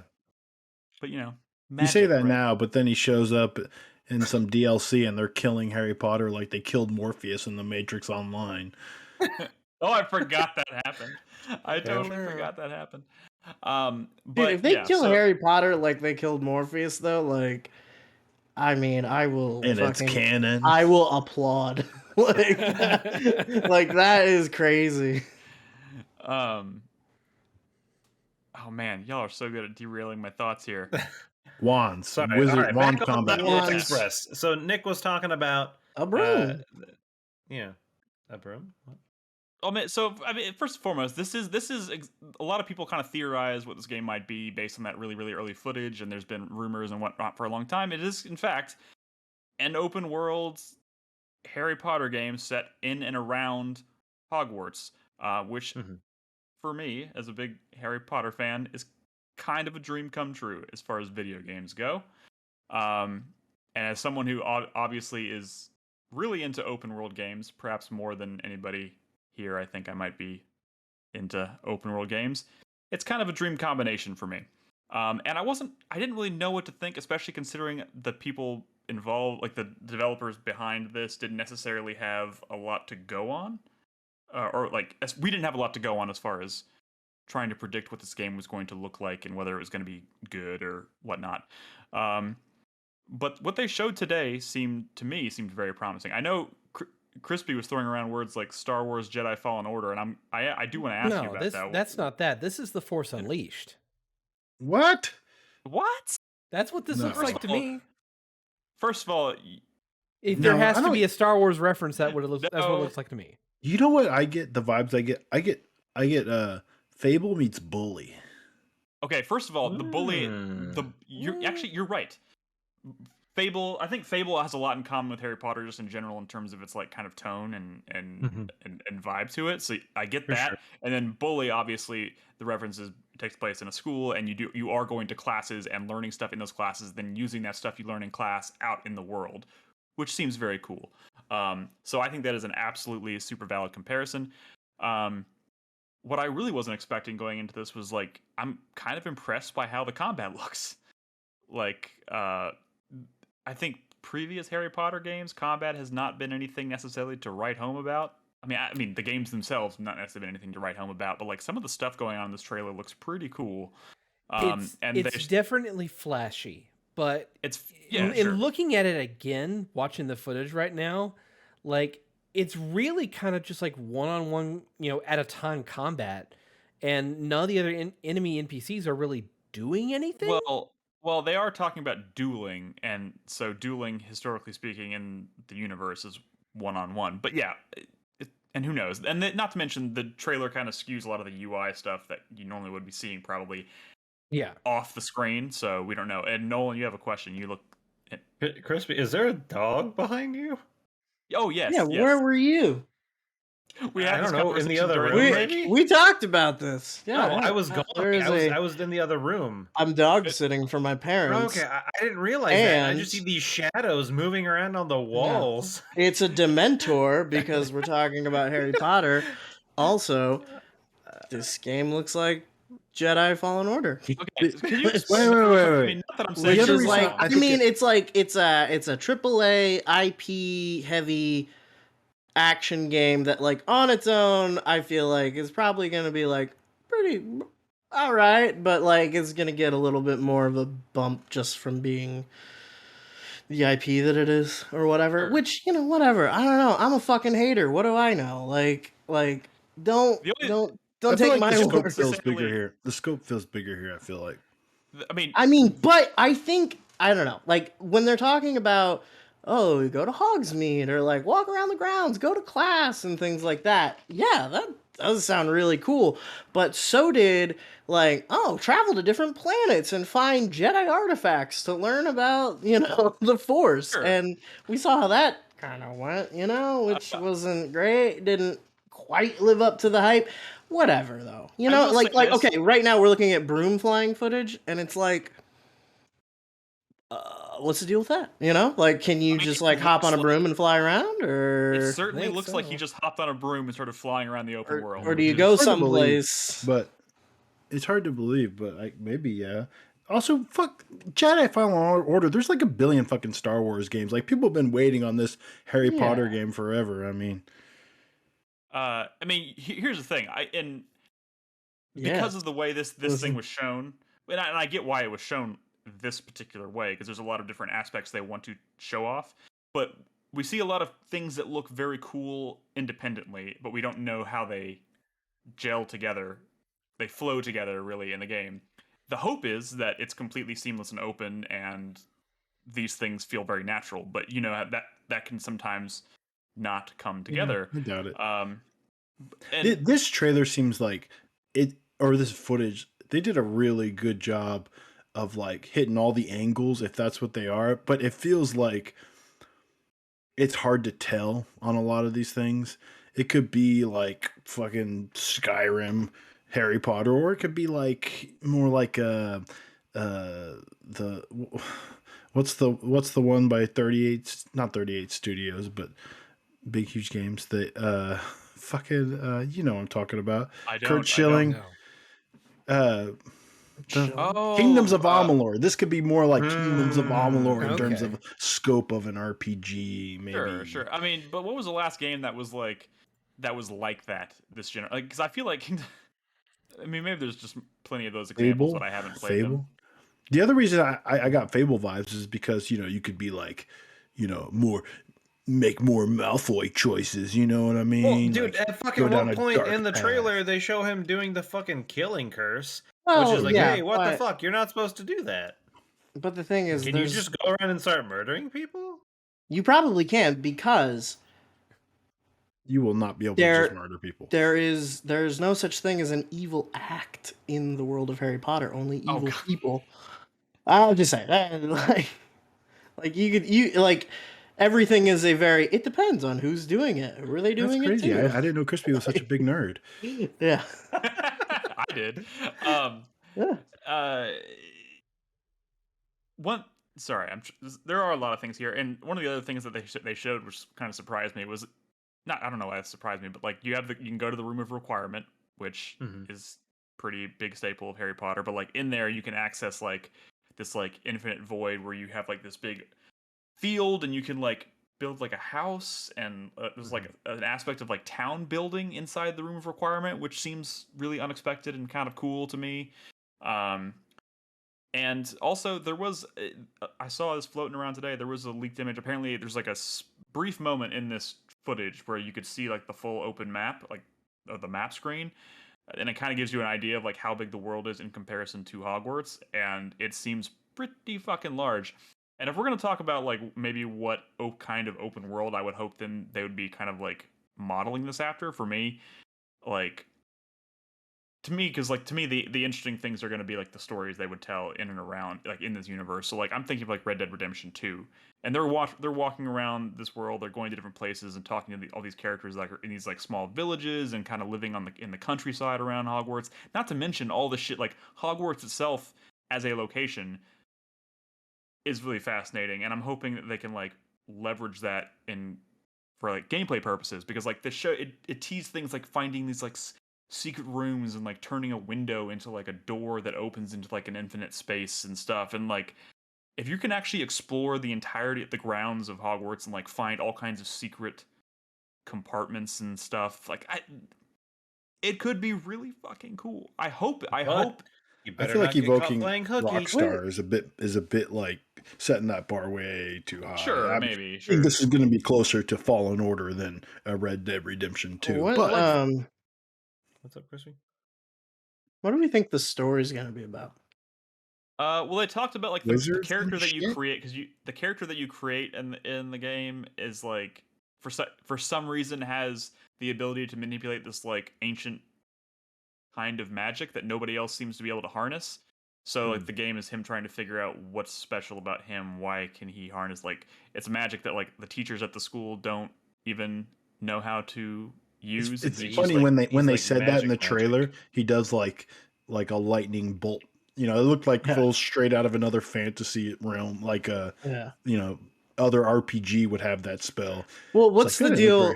So like goblins, like the big thing is like a goblin revolution. Yeah. I don't know what that's about. That's probably how do we feel about that? I think that's probably just a twist. That's probably just. Does anybody feel like there are one. possible pitfalls there? Yeah, probably. Like possibly bad. I don't know, man. I know. I don't know, man. like nothing about this seems like a winning proposition. But that's me. That's me. I'm sorry. I mean, I think that's just like an Act 1, you know, like placeholder. This isn't the real purpose of the story. You'll find out when we get to that point. No. But they have like story cutscenes that are like. I know what Crispy is alluding to, and it's Crispy's bracing himself for this. Like, why are the goblins revolting? Is it because they're treated unfairly in the wizarding world? Because Probably. They are. That might have been one side and we know, and we know that they're not like the bad guys, right? What was that? There's a lot of stuff. Nothing. Don't worry about it. I don't know. I just think it's kind of weird. I don't I know. just think there's kind of weird things going on You're here. not wrong. I mean, it's going to be, if nothing else, it's going to be fascinating to kind of see. Okay, let me just say this, and obviously we started this conversation alluding to the elephant in the room, and this game is apparently, as far as I understand, she is not directly involved in any aspect of like, aside from like creating the universe, she is not directly involved in like any of the writing going on in this game. And that dude who was the design lead left the company. I forgot about that. Yeah. How long ago did that happen? Do you remember? I don't know. Like after people knew about this game existing and they were kind of openly acknowledging that it existed. Yeah. So I know what you're alluding to, Crispy, and it's gonna be it's gonna be a balancing act. Yes, and I have no idea if we're going to succeed or fail. I do not know what's gonna happen with this. It's gonna be fascinating to see what shakes out. I bet they're gonna handle that stuff better than you would expect. I think my only thing is just that like the lore of this world already has a lot of weird things baked into it. So like, and I bet they're gonna improve on it because I think they feel like they need to. I feel like if they don't take this opportunity, do they feel that? Do we know they feel that? Do we feel like they feel like they gotta know? The problem is they have to know. They have to know what's going to happen if they don't. The stakes for this game are kind of shockingly high. So like, if they don't address those things in an interesting way, in a way that is responsible, they're going to catch a lot of shit for it. Especially considering they're talking about J.K. Rowling not having any direct involvement in it. Like, it's like, how do you have that opportunity and not go for it? So, well, I don't know. I mean, there are a lot of people who just unequivocally like it and agree with her and think that it's good. I mean, I don't, Oh, yeah, you're right. And yeah. I guess all we can do is kind of hope that most of the people. Yeah, look, I don't know. Like, we'll see. Like, it's kind of it's a weird discussion to have before we even play the game, right? Got to play the game. Sure. Let's just maybe, leave it at that until we have a chance to play it or see what comes of it when the game actually releases. But I do want to say I was pleasantly surprised by what was shown here, both mechanically speaking and visually speaking. I think it looks shockingly beautiful. This is the highest fidelity, like AAA licensed game I think that's ever been created. I think at some point in this past generation, as far as licensed games goes, we moved beyond like licensed. Like we stopped seeing a ton of like movie tie-ins, and we started seeing a lot of AAA games tie-ins? Based on licenses. Like the Batman Arkham series comes to mind as just being like, this is clearly not a movie tie-in. It's taking a license and doing something very creative and very. What about Spider-Man? Just came out. Yeah, Spider-Man's another good one. I'm saying like I'm struggling to remember the last time we got like a, my mind jumps to like Spider-Man 3. Like I bought my PlayStation 3 to play with Spider-Man 3, which I'm still kind of ashamed of. But like those kinds of games, I feel like they either don't exist anymore or they don't happen nearly as often. They're more mobile games these days. I suppose. Which is good, in the long run. If you're going to do something with a license, it shouldn't just feel like a cash-in if you can avoid it. So this certainly doesn't look like a cash-in. I mean, it's just not. I mean, they've been spending. It's been developed for like 5 years. Zero Skies brings up a good point in chat. He says, "What if this is like Avengers?" And I'll add to that. What if they make it gross? It's so easy. It's so easy for publishers to make video games gross. They haven't talked about it, but I could see WB making this gross. This was the Shadows of War stuff, right?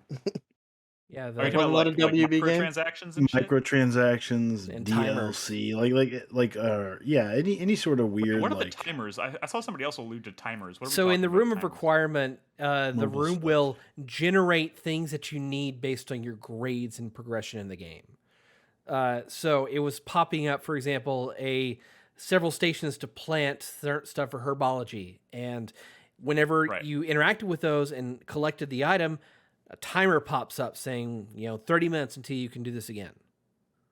Yeah, you see RPGs though, but that is like a mobile free-to-play mechanic oftentimes where you can kind of buy your way out of the timers, that sort of situation. But I'm just saying, I didn't even think about that.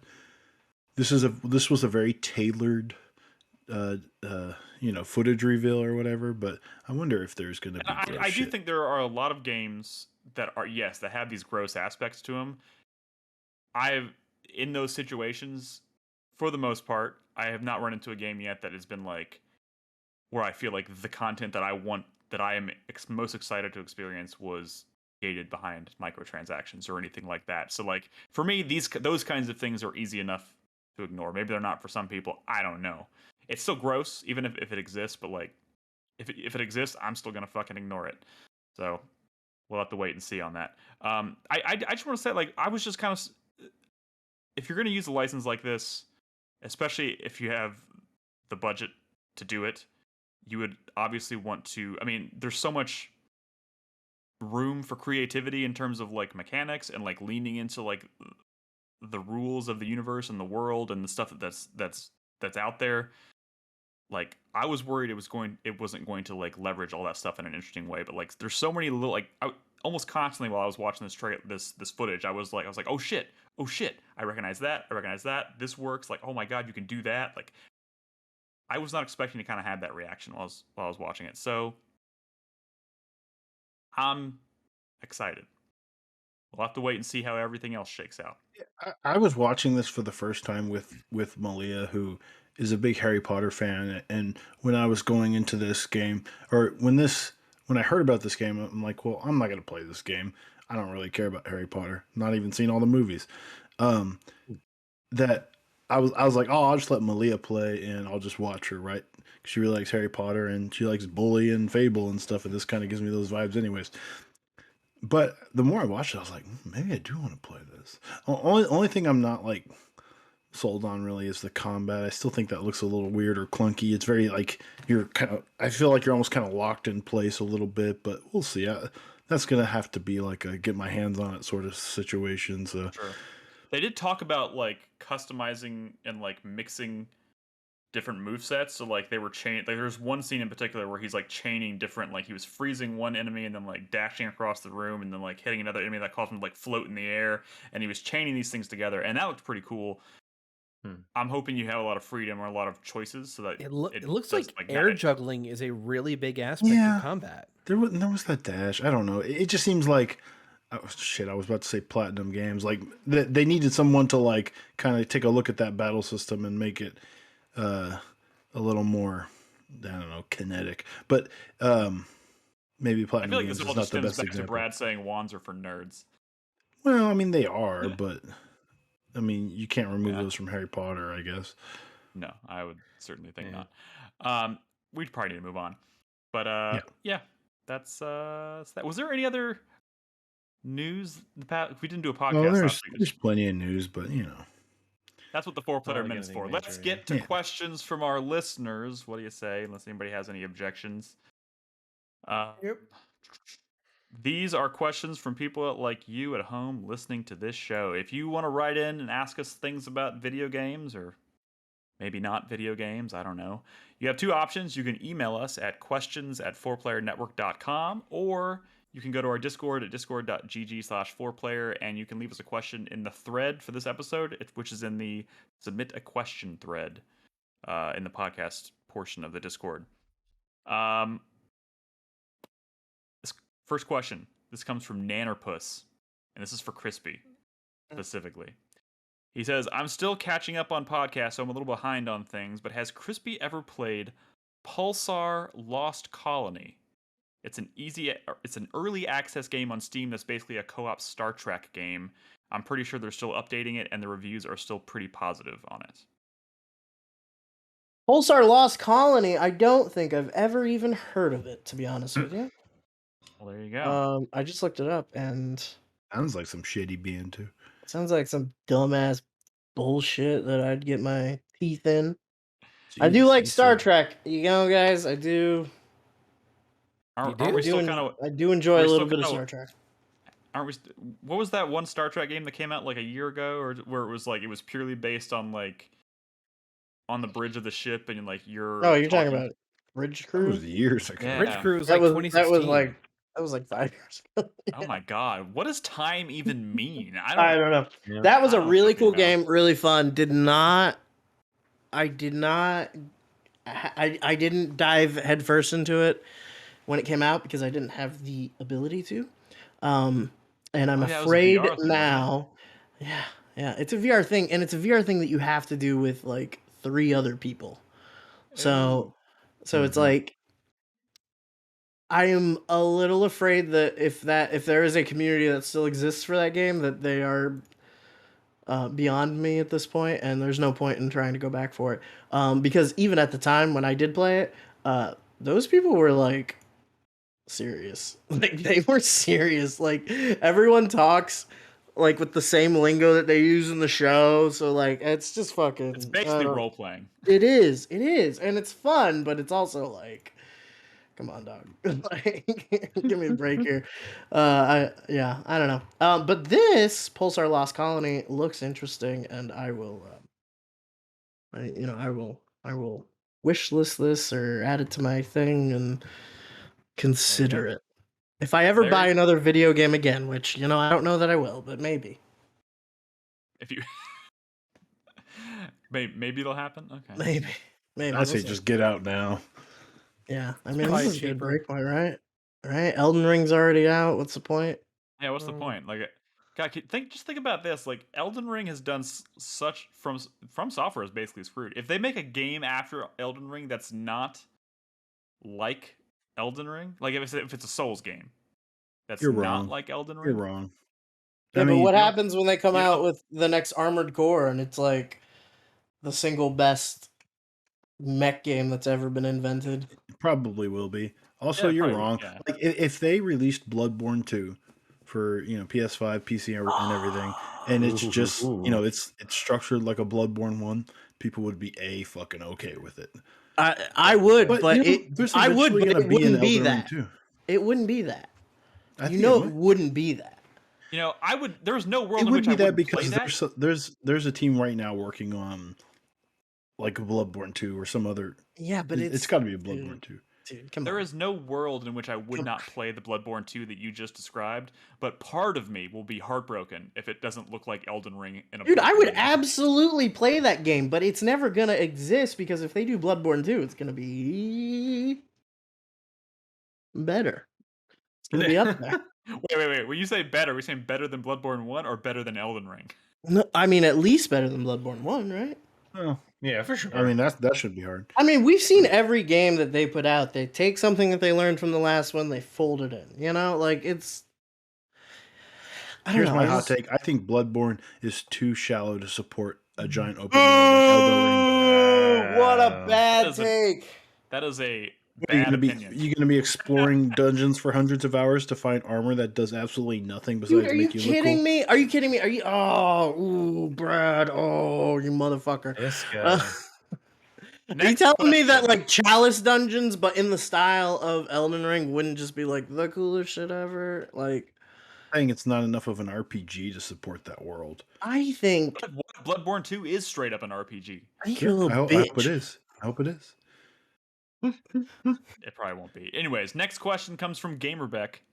He says, if you could kill off any one character from all of media so that it was like it never existed, who would it be? Can I go? A creator. Harry Potter. Crispy. I knew you were gonna fucking say that, Crispy. I fucking knew you were gonna say that. The boy who fucking died. What an idiot.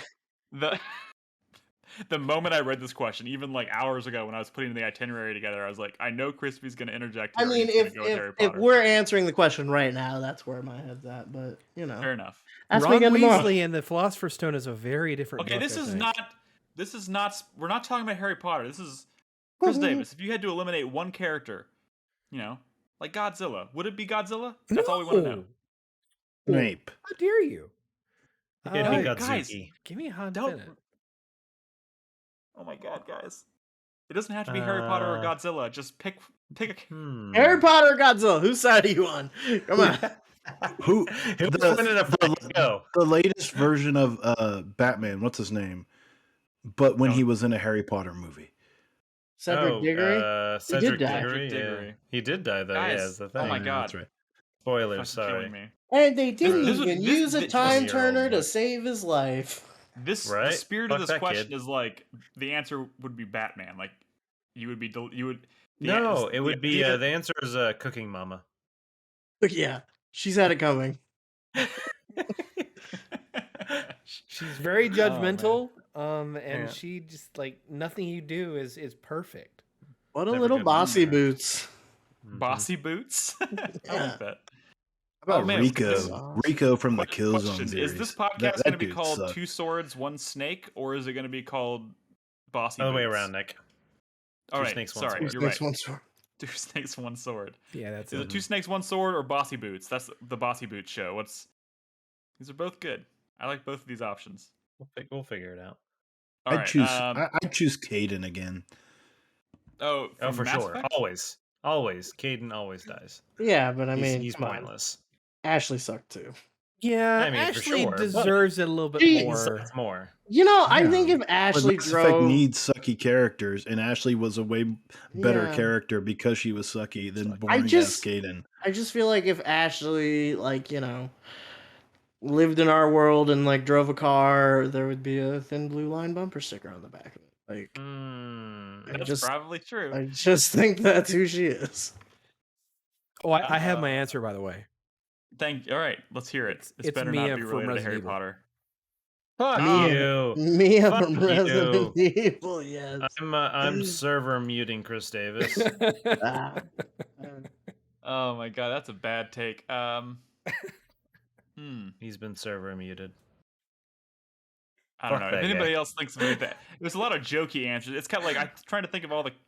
I'm struggling to think of like a character in something that I like watch or play that I genuinely like hate. Because mostly when I hate a character, it's like I hate them, but I love to hate them, and that's what makes them a great character. I'm trying to think of a character that I hate so much that I would genuinely just want them to like never have existed. There's probably one, but it's one of those things where like in the moment it's hard to think of it. I'm trying to like look over at my like shelf. I don't know, fucking Donald from Kingdom Hearts. He was so fucking rude. You want to get? But does that mean all Donald Duck? Give me heals when I needed heals. He was a piece of shit. But that means you're getting rid of Donald fucking Duck. Yeah, that's fine. Okay, all right, fair enough. As long as we're open about it, and we. Then DuckTales isn't a thing. Yeah. I mean, DuckTales is definitely a thing without Donald Duck. Can I pick Nomura? Does this person have to be fictional? It has to be a character, sorry. Not a person, like an actual person. Sorry. Sure, Nomura is not a character, and you have to pay. Brad's just running down his very real hit list. What about the daughter from It Takes Two? It really changes the tone of that game, though. Yeah, well, I mean, maybe they would have been better off if they didn't like try to reconcile. They didn't have a really good marriage, and sometimes things don't work out, and that's fine. And then you wouldn't don't have force It Takes two Two. people You'd be killing It Takes Two. Yeah, that's fine. Essentially, you'd be killing a small child. I would kill Brad's character in Elden Ring. Good luck, dude. Nolan's all about that 43rd trimester abortion. No, you never existed. What a nerd. All right, let's move on. Next question. Since apparently we weren't able to actually answer that question. I think we did a pretty great job of answering it, but okay. At least one of us thinks that. All right. William killed Dexter Morgan. How fucking dare you? I mean, that kind of happened, right? Or am I thinking of the wrong show? Okay, fine. William Nick? Kill Deborah Morgan. I can't hear what Nolan's saying. What did you say? What did William ask? William Outbreak asks, what is the most challenging boss fight you've ever faced that is not in a From Software game? Oh, damn it. Yeah, everyone's like, wait, Kingdom Hearts 1, Sephiroth. Huh. and you beat probably him. someone I haven't beaten. Oh, that we have beaten? No, it doesn't specify, but like those floaty rings all around Metropolis and Superman 64. God, yes.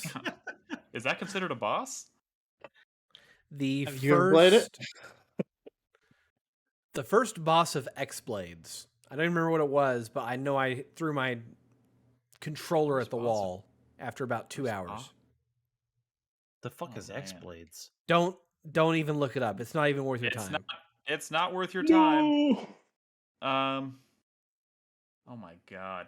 The funny thing is, even if it's not a From Software game, it's probably a game that's modeled after FromSoft. So like my brain is jumping to things like Ashen, and I'm just like, what fucking boss whooped my ass in that game purely because it was based off of Souls? There were some like RPG bosses that are like really fucking hard. Oh, for sure. Dude, I'm thinking back to like Final Fantasy VII and thinking about I don't think I ever successfully took down like Ruby Weapon or Emerald Weapon. A lot of the Final Fantasies have optional bosses that are bullshit. Like 9. Well, the thing is with those is I think it's also a situation where you can grind and level and get skills and stuff like that to be able to beat them. I think it's when you look at other games where it's more of like, I don't want to say, and that's kind of one of the reasons like Souls games can be difficult because it's a lot of, I don't want to say Twitch based, but it is like you putting in inputs at the right time and ensuring that you kind of know their stuff. Whereas in like Final Fantasy games, you can kind of over level. That can be difficult in a Souls game. I'm not saying you can't, obviously you can. Yeah. But I think it's a lot easier in like Final Fantasy type games to like, oh, here's something I can grind real quick. And all of a sudden, like, just do my limit break, and then it was one of the things like, oh, in Final Fantasy VIII, as long as your HP was low, you had unlimited limit breaks, and you could just keep doing them and spamming them, and like, what a broken game, but I love it. Well, yeah, for sure. I actually beat Emerald Weapon, but I could never beat Ruby Weapon. He was impossible because he would kill off 2 of your characters in mid battle. But at the very beginning, you gotta play the battle with your characters dead.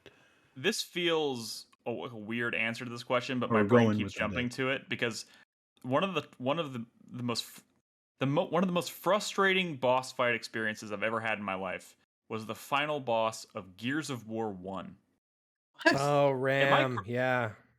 Ram, yes.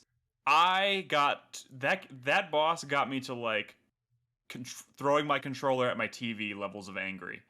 And maybe that was just because I was in college and I was dumb. I don't know. Remember the final boss of Heavenly Sword? Heavenly Sword. Oh, Heavenly Sword. Sword. That was a hard boss. That's another one. That one also was super frustrating.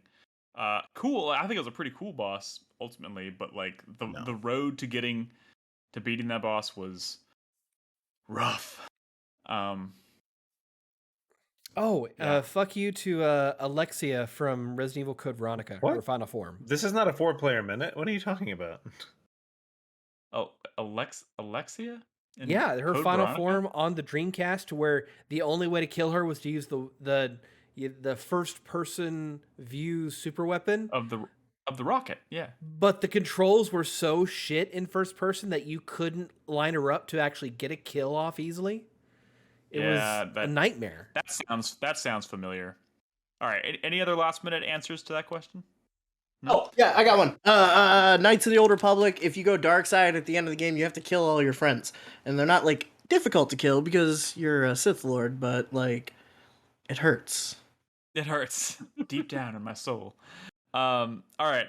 Haste asks, this is a weird one, but I have faith that y'all will find an interesting answer. What item from the Souls franchise always seemed like it tasted really good? He says life gems looked like they tasted like lemon Altoids, and I presume that moongrass would have been rolled into a joint.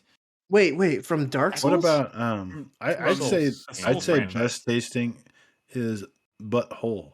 Butthole. There we go. That's the actual answer. Sure about that? Invigorating meat. Gross. Yeah. I mean the actual. I mean, come on. The actual answer is Estus, obviously. I mean, we all wonder what Estus tastes like. It's probably imagine it tastes like there's a giant rock fucking star. lobsters There's giant lobsters in Elden Ring. I bet they taste good. I bet those shambling meat zombies taste pretty good. We're talking about items. We've officially moved on to talking about like actual. Well, no, Brad is right. Living You can creatures. you can find a character in Elden Ring that boils lobster for you that you can buy. Oh, he boils prawns. Come on. Hold on, Nick. Yeah. Isn't there a lot of mushrooms in the Souls games? Yes, mushrooms. Don't there you want to eat some of them? I do. Thanks. Eat them right out the dirt. You're in the wild, one of them attacks you, and you just stab them, and then just fucking start eating them raw. You don't even wash them off first. No, you don't wash them. You just eat them raw. Yep. So sounds fucking. And he's like, "No, I'm still alive, Nick. Why are you eating me?" And you're like, the real question. The real question is, what's better, red Estus or blue Estus? Blue Estus. I think red. I think red. To me, it's the same rules. Or original yellow Estus. Do you not have the physic flask or whatever where you make your own Estus? We all do. Yeah. That's like when you go to the soda fountain, you get a little bit each from each flavor. The best flavor is the one I make myself. Yeah, but like you based on the multiple flavors, based on the stuff that's in mine, I feel like the flask of Wondrous Physique would taste like breaking open a thermometer and just like drinking the mercury inside. Did you know one of the ingredients for that physic will very briefly give you like unlimited FP? Orgasm. Right? Yes. But you can use a summon that costs way more FP than what you have if you quaff that flask first. So you could have like 60 FP, drink your flask with that ingredient, and summon like 120 FP spirit summon. I mean that's how. Where do you get this item? One of the Erd Tree bosses. Oh, okay, cool. Thanks. Yeah, that's mainly where you get those tiers. Well, I mean, they're on the map, the big trees. Sure, one of the bosses. Yep, the minor exactly which no, one like you're those about. tree guys, the tree guys by the big trees. There's no one knows what you're talking about because we fought that like 4 times, 5 or 6. Is it that one? But there's multiple, Nick. That's what I'm saying. Like there's about a dozen Erd trees in the game. Yeah, it's like it's that one. You know, the one that's the tree. You beat that guy. Here's the important thing: you're gonna get something special from all of those trees. Oh yeah, for sure. So just go for it. All right. Let's see. He also asks, are any of us planning on trying Gran Turismo 7? No. I can answer for everyone. I had a feeling I knew the answer to that as well. All right. Our next question comes from Zero Skies. He says, Miyazaki has said when he directs the Souls games, he imagines all the fantasy ways that it would be cool to die. What would you imagine is a cool way to die? I'm gonna be honest.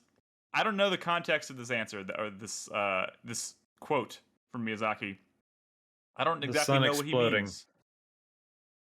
Sure. Yeah, I don't know. Eating one of those mushroom dudes without washing them, and then you just die. I don't think diarrhea is a cool way to die, Brad. No, it's not. I'm sure it's not fun at all. I don't know. I think there are worse ways to die. That's pretty bad. That's pretty bad. All right. Maybe I'm wrong. Yeah, I don't know. If anything, I don't really have anything for that one because I don't really understand his quotation. But if anybody has anything else, I think like I know the worst way to die. Die to some like stupid little like no, that'd be the coolest. trolley PvP guy. Like, oh, look at my little trolley bill. You can't get me. Oh, but I got some bullshit skill, and then you die. Well, the question wasn't like a Jaeger. You know what I'm talking about. It wasn't the worst way to die. It was the coolest way to die. Oh, the coolest way. Wait. Zero Skies is in chat. Zero Skies, can you explain what you mean by fantasy ways to die? Like, what is a fantasy way to die?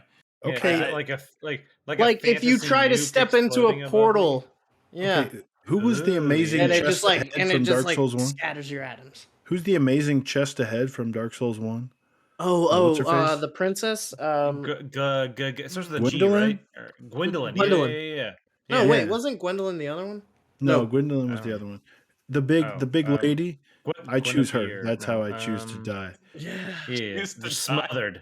Smothered. She just sits on me. I'm pretty sure. Guinevere. That's what I said. Guinevere. She is so larger than life, if you will, that I don't think it's a matter of being smothered. I'm pretty sure she would crush you to death. And you know what, Nick? Crushing is just a more intense smothering, Nick. Come on, what are we doing? We're splitting hairs here. No. Nick, she's not trying to. She's hesitant, but you're insisting. Nick. No, keep going. Keep doing and it. Crush me. And she's like, I hear bones breaking, and you're like, keep going. Yeah. And you're all like, while the bones are breaking, you're like, I'm trying to finger butthole. Yeah. Right. Well, this answer certainly went places. Ceaseless discharge. Zero Skies in chat says being. Oh God. No. Did that just He just got his mouth wrapped around the end of that ceaseless discharge. No. Oh. What is wrong with you? Why? This is so fucked up. Nick, can you edit that out? What? It's a Dark Souls boss. Yes, Crispy, you are correct. That is our last question tonight. And I apologize, I haven't read this prior. This is a Drunken Merchant question. It says, Drunken Merchant says, what are some locations in real life that you believe haven't been explored enough in video games? As a Chicago native, I have really only seen Watch Dogs 1 and I Am Alive take place in Chicago. Oh, they're Chicago games. Yeah. Yeah. Man, I really wish someone would represent Chicago in something. Like the South Pacific, somewhere in there. Like you never see any games set over there. No. Oh man. Antarctica is my answer, or Alaska. There's something really great about what's happening in Alaska. It's going to be horror big, games that take place, or horror stories that take place in Alaska or in Antarctica. Sound really interesting to me. I would like to see some horror games. Why does it have to be a horror game though? Like, give me something. I don't know. I think the combination of horror and those places just sounds really interesting. A lot has a lot to do with like the weather, the temperature, the snow, the ice. Like, I don't know. I'm thinking about like The Thing, man. You know what I think would be nice? Mm-hmm. Vancouver.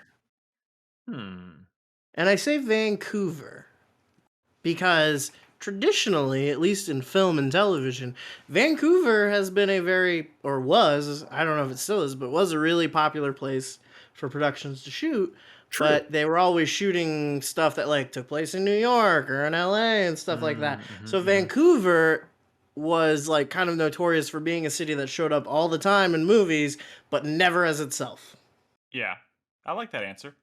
But I looked up a list of TV shows of video games set in Vancouver, and Mass Effect 3's on the list. Yeah, Mass Effect 3's in Vancouver, the whole thing. There is a multiplayer map set in Vancouver. What? What? What the fuck? Just like in downtown, or like? I mean, it's 2193 Vancouver downtown. Yeah. But... Oh wait, I gotta see this. You know what? Underground. What does Canada look like in the future? Mario Kart Tour. Mario Kart Egypt, Tour. guys. Oh, they did Olympics there, didn't they? Oh, yeah. That's why. Yeah. Egypt is an answer for me. I'd like to see more stuff take place in Egypt. Oh my god, I go to the Mass Effect wiki to look up Vancouver, and the only picture they have is of Vancouver in 2017. Ah! Next question. That was our last question for the night. Oh. So, guys, thank you so much for your questions. Thank you for writing in. Again, if you were interested in writing in, you don't have to be a paid supporter anymore. It's open to anybody. So if you want to get your question on a future episode, you have two options. You can email us at questions@4playernetwork.com. That's the number 4playernetwork.com. Or you can go to discord.gg/4player, make an account. There's a podcast section there, and there's a submit a question channel that has threads set up for each episode. Get in there, submit your question whenever it pops into your head, and we'll answer it on an upcoming show. But now it is time to wrap up this episode with the 4-player minute. Like we did last time, we're in an effort to not go on for 30 minutes in the 4-player minute. Oh, just shut up! You're going on for 30 minutes. I'll go first. One thing, Hype Sweat. Thank you. Fuck you. Whatever you I got one thing. It's sort of a news item, but not worthy of news because it's the only. I guess only I care about it. But Nintendo has announced that they are not going to release Advance Wars, the Advance Wars 1 and 2 remake because of what's going on in Ukraine. And that makes me very sad because, you know, it is a game I've waited. I mean, it's been 14 years since an Advance Wars game. And it makes sense, right? I mean, it is a game about like urban warfare, like tanks. You know, there is a faction in that game that dude, it's all about fucking artillery taking out like. Yeah, that's what I'm saying. Yeah. The timing ain't great. The Blue Moon like faction is vaguely Russian and you know, their home base kind of looks like a Moscow tower, you know, that sort of thing, right? And you know, it makes sense. The thing that's scary is that like we might not see it for a very long time because, you know, this conflict could go on for a very long time. Who knows, right? And the thing is, this is not the first time that this has happened in this series. Advance Wars 1 came out on September 10th of that year of 2001. It literally, what year, Brad? It literally came out the day after 9/11, and it was set to release in Japan and Europe shortly after, and they canceled that release. They canceled it. And Advance Wars 1 and Advance Wars 2 did not even come out in Japan until years and years later, and it's probably why Japan doesn't have as much affection for the series. And so it's like weird that this is sort of it's sort of happening again, but it got me thinking, like, it seems weird to have a war game series when you don't want to release it when there happens to be a conflict in this world. I guess one that involves white people, right? But, you know, because there's a lot of conflicts all over the world all the time, but, you know, they care about this one. That's fine. It's a big deal. Like, maybe don't make a war game series if you don't want to like release a game about wartime conflict when that's happening all over the world all the time. It seems weird. I mean, don't get me wrong, Brad. Timing is a big deal. It's kind of, and I don't want to say, I'm not trying to be a pessimist or anything, but to an extent, we are on the cusp of World War III. I mean, all it would take is us getting involved. So it's a big fucking deal, and I understand them and I respect them. You know, it's one of those things where it would be in poor taste, I think, to release that now. I think hopefully this won't last too long is the ideal scenario, and then they can release it, you know, when the world is in a calmer state. But I get where they're coming from. I agree. I mean, yeah, I get it. But it is a game about little cartoon characters. It's yeah, I mean, I get it. I get it. It's just, it's frustrating. I can't believe this is happening. If you get it, then you can wait a few months. It's like one of those things you say, you know, I've waited 14 years. You're right. It might not be. But you know what, Brad? I hope it's shorter than that. No, well, I'm not saying, like, this is not a game that's going to, you know, launch the day after, like, this conflict is resolved. Correct. You know, this I think this game could be canceled. I think it might be years before we see this game. I don't know if they're going to try to remove all like the vaguely Russian stuff from the game, but it's frustrating. All right. Well, you know what? I'll just let the people in Ukraine know that, you know, it's okay. Here, we're going to give you this game that you can play on your Switch, you know, while your friends are being murdered. I mean, I bet there's Advance Wars fans in Ukraine. That's not what I'm saying, Brad. Come on, you know it. I know what you're saying. Let's not be insensitive to just because, you know, it's not happening where we're at. I don't think anybody here is trying to be insensitive. Oh, I'm not to it. I'm not. Look, I am sympathetic to what's going on in Ukraine. It's horrible, but it's just, you know. It's okay. Well, then it's all right to wait just like a little bit of time to, you know, like. I don't think it's a big deal to just wait a little bit. Yeah, sure. Who's going next? Anyone have a lighter note? No. No? Damn it, Crispy. I'm sorry. Someone bring it up real quick. What? No, I mean someone else go. Lift the mood. I mean, I can go. I was just gonna talk about Dark Souls, Elden Ring. I definitely am enjoying Elden Ring, but it's tough. You know, I don't want to. I don't think I'm dying more than I normally do in a Souls game, but I definitely am dying a decent amount. And like I said, I don't know if it's because I'm just unsure of how to take my character, or I kind of briefly talked about it when we were talking about Elden Ring earlier. But I'm just not really sure. You know, I kind of went down the route of dexterity with not like a secondary focus necessarily early on, and I don't know if that was a poor choice. But I just feel like I haven't been doing as well as I think I could be. A lot of dex weapons have bleed on them, and that's really no, powerful. I know, and that's what I started with early on. But then you also fight some bosses that seem to just kind of not be affected by bleed, and then what do you do there? You're kind of fucked. And so it's one of those things where I've kind of locked myself in to an extent, until I do know that there's a boss later on that gives you, or post that section, you get the ability to respec.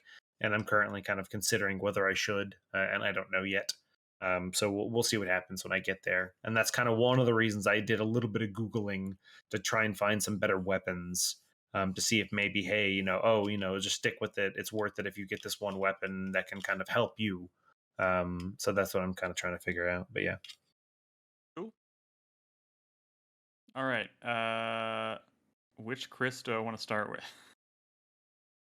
Based on that look, I'm gonna go with Chris Davis. I semi-hybrid of what we're doing here. I've got two hypes. One for Iron Lung and the other for Ghostwire. Iron Lung is came out this past week. It is from David Szymanski, the guy who created Dusk. Yes. It's a Dusk and Elysian Tale. No, Dusk. Is that what it's called? As in the first-person shooter. Dusk. That's Dust and Elysian. Okay, sorry. I'm with you. Very different. Yes, very, very different. I'm with you though. Iron Lung is it's like a very short, like 2-hour kind of horror game where you are in a submarine and you dive into an ocean of blood and you just explore. And it sounds metal as fuck, and I'm surprised Nick did not know about it already. Oh, I know about it. I just haven't played it yet. Okay. I heard it's very short. It's like a little experience, right? Yeah, like 2 hours. So yeah, so it's like $5-6 on Steam. And then Ghostwire, that comes out next Friday. And I'm really sweating on beating Elden Ring by then because I only like to play one video game at a time if I can help it. And I feel like where I'm at in Elden Ring, I think I may have like another 40 or 50 hours to actually roll credits. Elden Ring should not count in that rule. I just really shouldn't.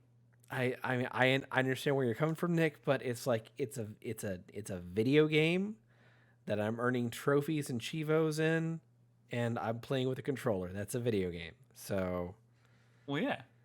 But I'm just saying, like, if you have a strict one game rule, Elden Ring should not count towards that one game because it's gonna take like 100 fucking hours for it. You know what I mean? Like, I'm like already at 100 hours, Nick. I don't like to try and balance more than 2 games at a time, but I'm playing 3 right now because one of them is Elden Ring. I could have sworn earlier this year you had like 4 or 5 going. Let's not split hairs. I mean, it's a weird time. It's a weird time to be alive. It is. A lot of video games. All right, Crispy, you're up. Okay. I'm just gonna use my 4-player minute to quickly just reiterate some of the stuff that we were talking about in Discord earlier about Harry Potter and Hogwarts Legacy specifically. And that is the game looks pretty cool actually. I didn't want it to look cool, but it does, and I know a lot of people are really excited about it, and I know you're gonna play it, and that is cool. I want to say right now up front, that's fine. You're not a bad person if you decide to do that. You're not you're not being evil or anything by buying this game and playing it and enjoying it. it's cool. I get it. People who disagree with the Harry Potter franchise as a whole mostly get it too. I would, however, just implore everybody to consider possibly waiting until you can pick up a secondhand copy, renting it, or something else where you're not directly contributing monetarily to the publisher. Just consider it. Also consider supporting uh, any local or global trans charities. The Trans Law Center is a great one. The Trevor Project is a great one. Mermaids, which is based in the UK, is a great one. Wait, what was that one? That last one? Mermaids. Yeah. That one's in the UK. So I mean, if that feels more appropriate to you, because don't forget that itch.io thing that you posted. Oh, there, earlier. yeah. There's a nice tomorrow.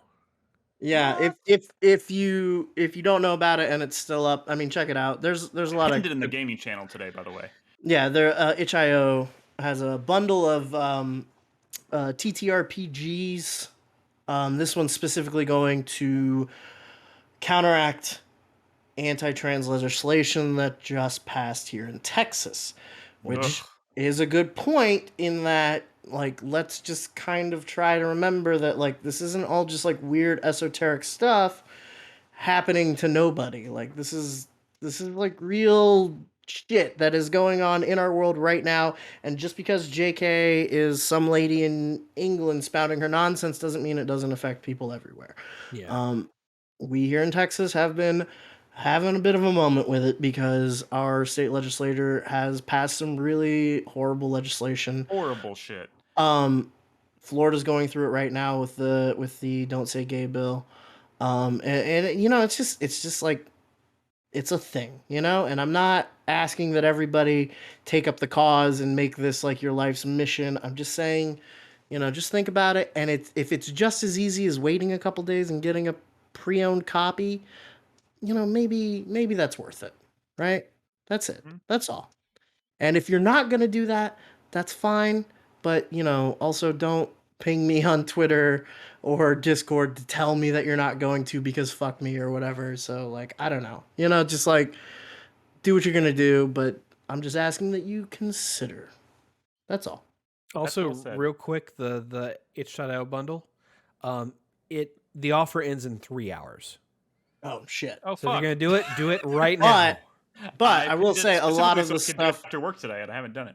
A lot of stuff offered in that bundle is made by LGBTQ plus creators, and it's worth supporting these people anyway. And if you do it through Itch, then hey, you're getting games and stuff out of the deal too. If just giving money away doesn't spark your fancy. Brad had mentioned this too, and maybe this came up when we were talking in Discord earlier.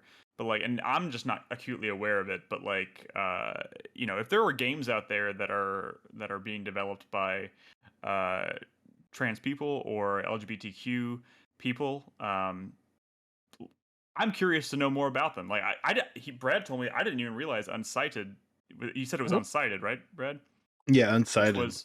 Which was on my top 10 games of last year. I did not realize that was Celeste by 2 trans women from Brazil. Oh, Celeste. Celeste was still on my backlog. I haven't touched that, but that's a great game.